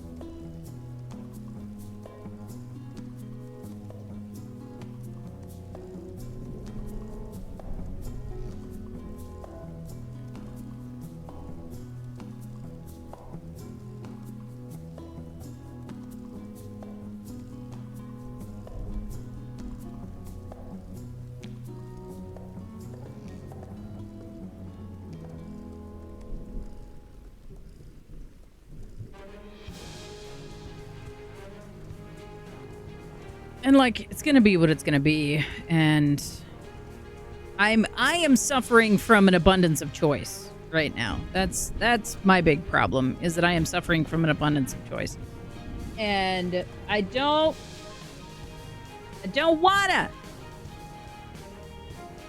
So I'm trying to grasp at straws, basically, to find some semblance of order that I can start with at least.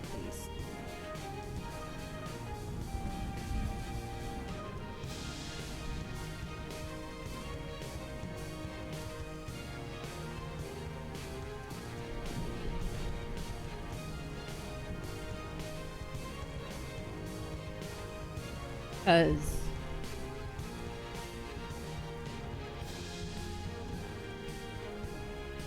kind of makes me want to throw things. Well, it's never been a big issue for me, as I primarily use search and or indices. It's one of the biggest gripes that I've seen about a lot of books. No semblance of order at all. Yeah. So I'm trying to avoid that.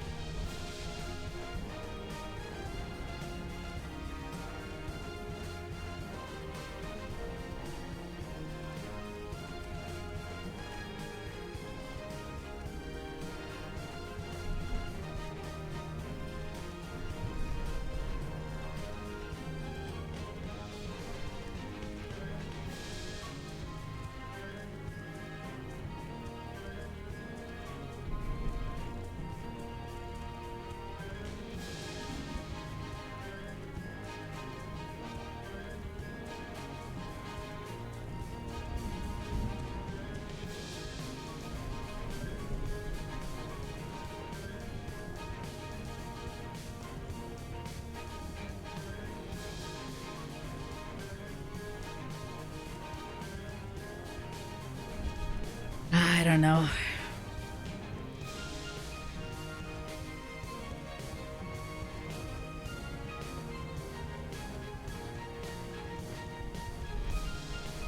Categories and sections tend to overlap a lot. Yeah, that makes sense. Like, there's definitely a good part of that.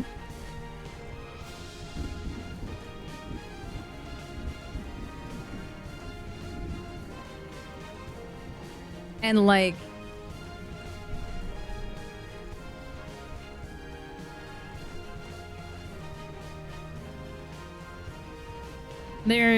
there's a lot going on, just generally.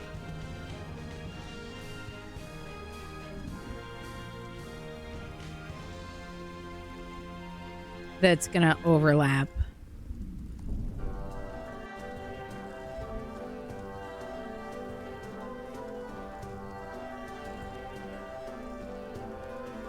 And so it's like, who is going to most use the document? How do you want things to be put into place?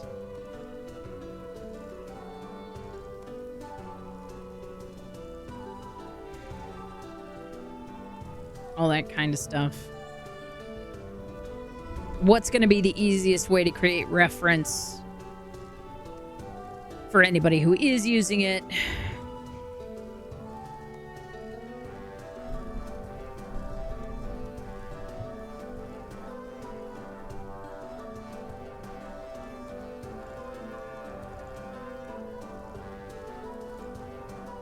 If I talk about character class in my region chapter, I want folks to already know about classes, but if the character class are regional, then regions need to be talked about first, and it gets worse when there are more sections to reference. But yeah, like, all of that stuff is important. But on top of that, like,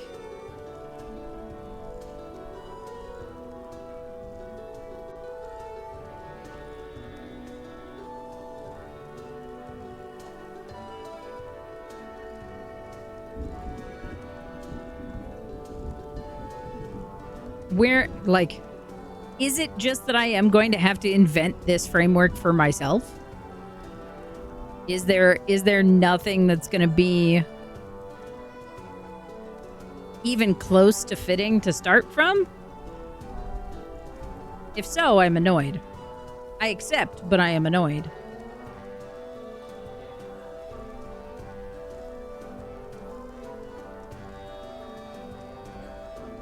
I don't know.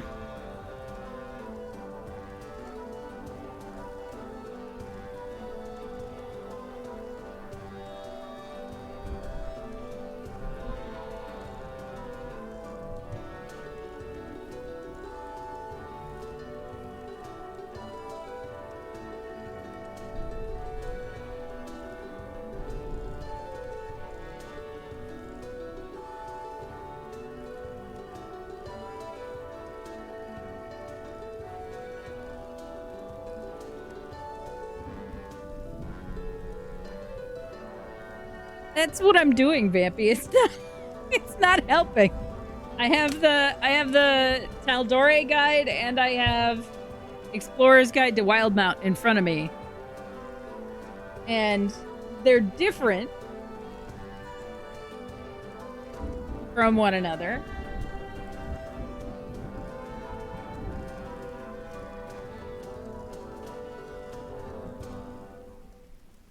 And I'm not sure, like,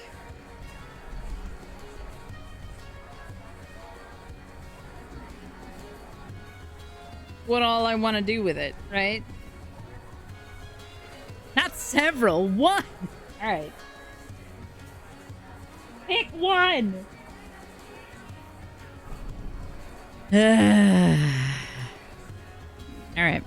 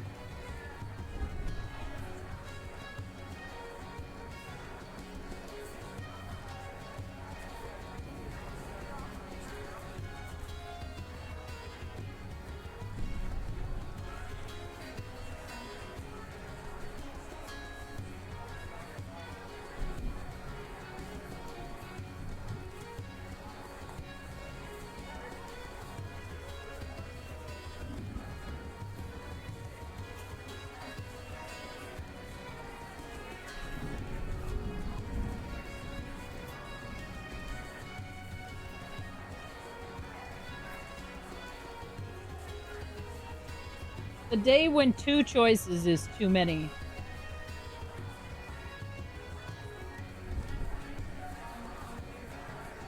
Zero out of 10.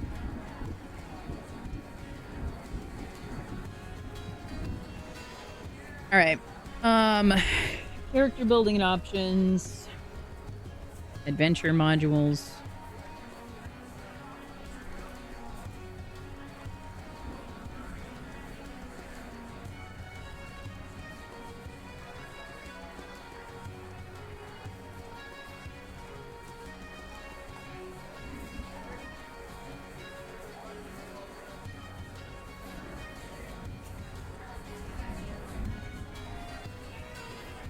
Treasures and artifacts.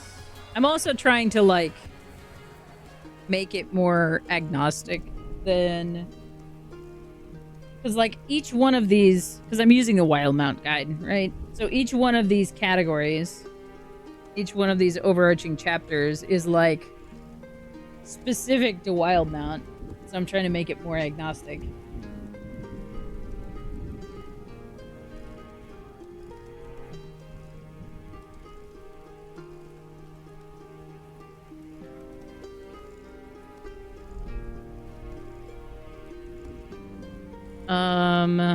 Do I want...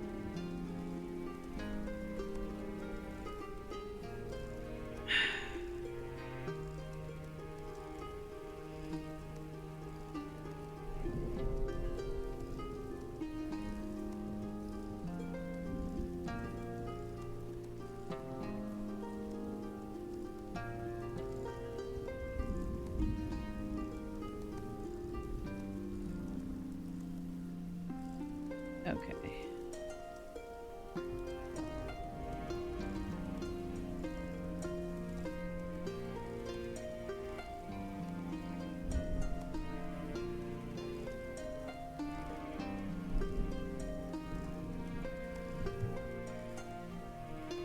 What is a book of flora? Like a bestiary is a book of creatures.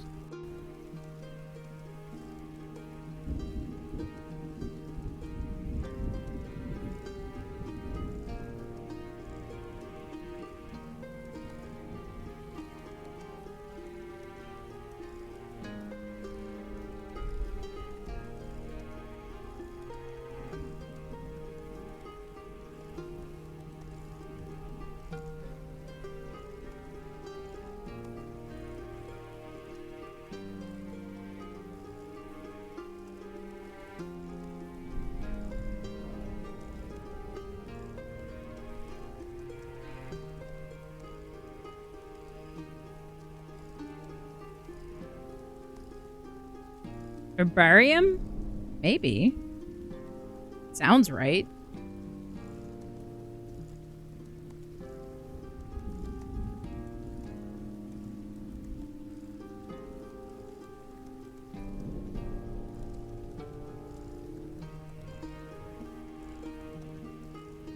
Ooh, that's a collection of specimens.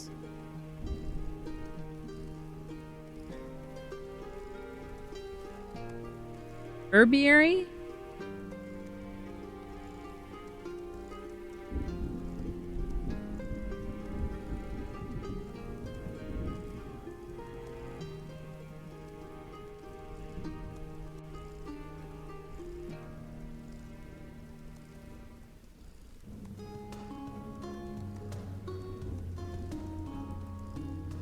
Herbarium might be closer.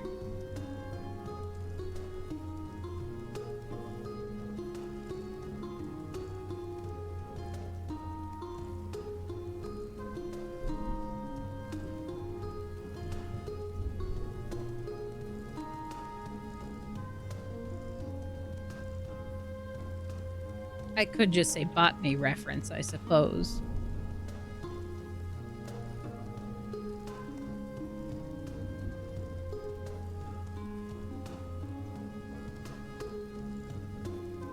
I think it's spelled with an A, not two O's, though. All right.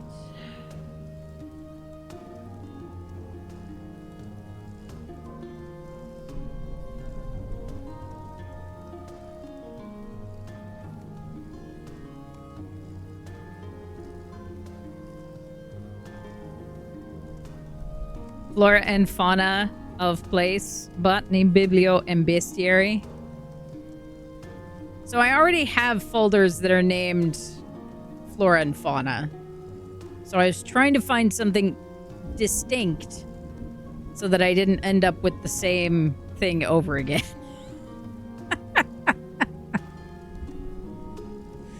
So, yes.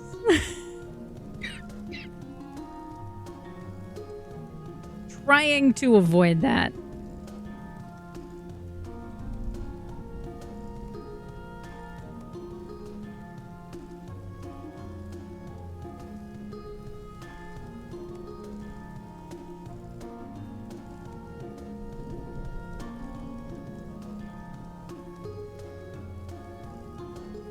Ugh.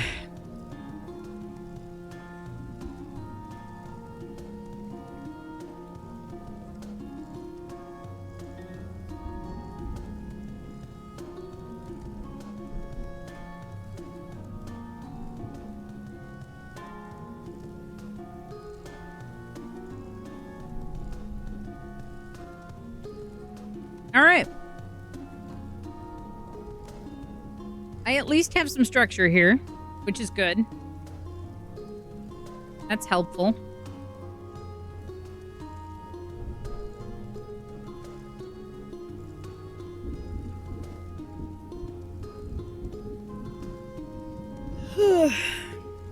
Then it's going to be figuring out what articles go where.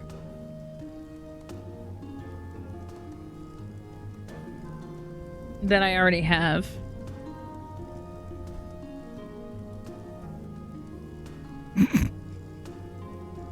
Isn't there another one? Fight, flight, freeze, fawn. I thought there was a fifth one.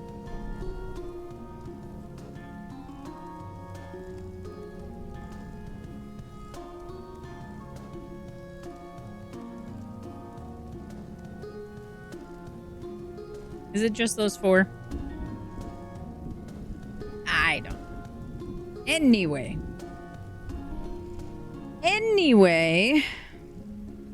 Let's have a little look around here. See who's doing what.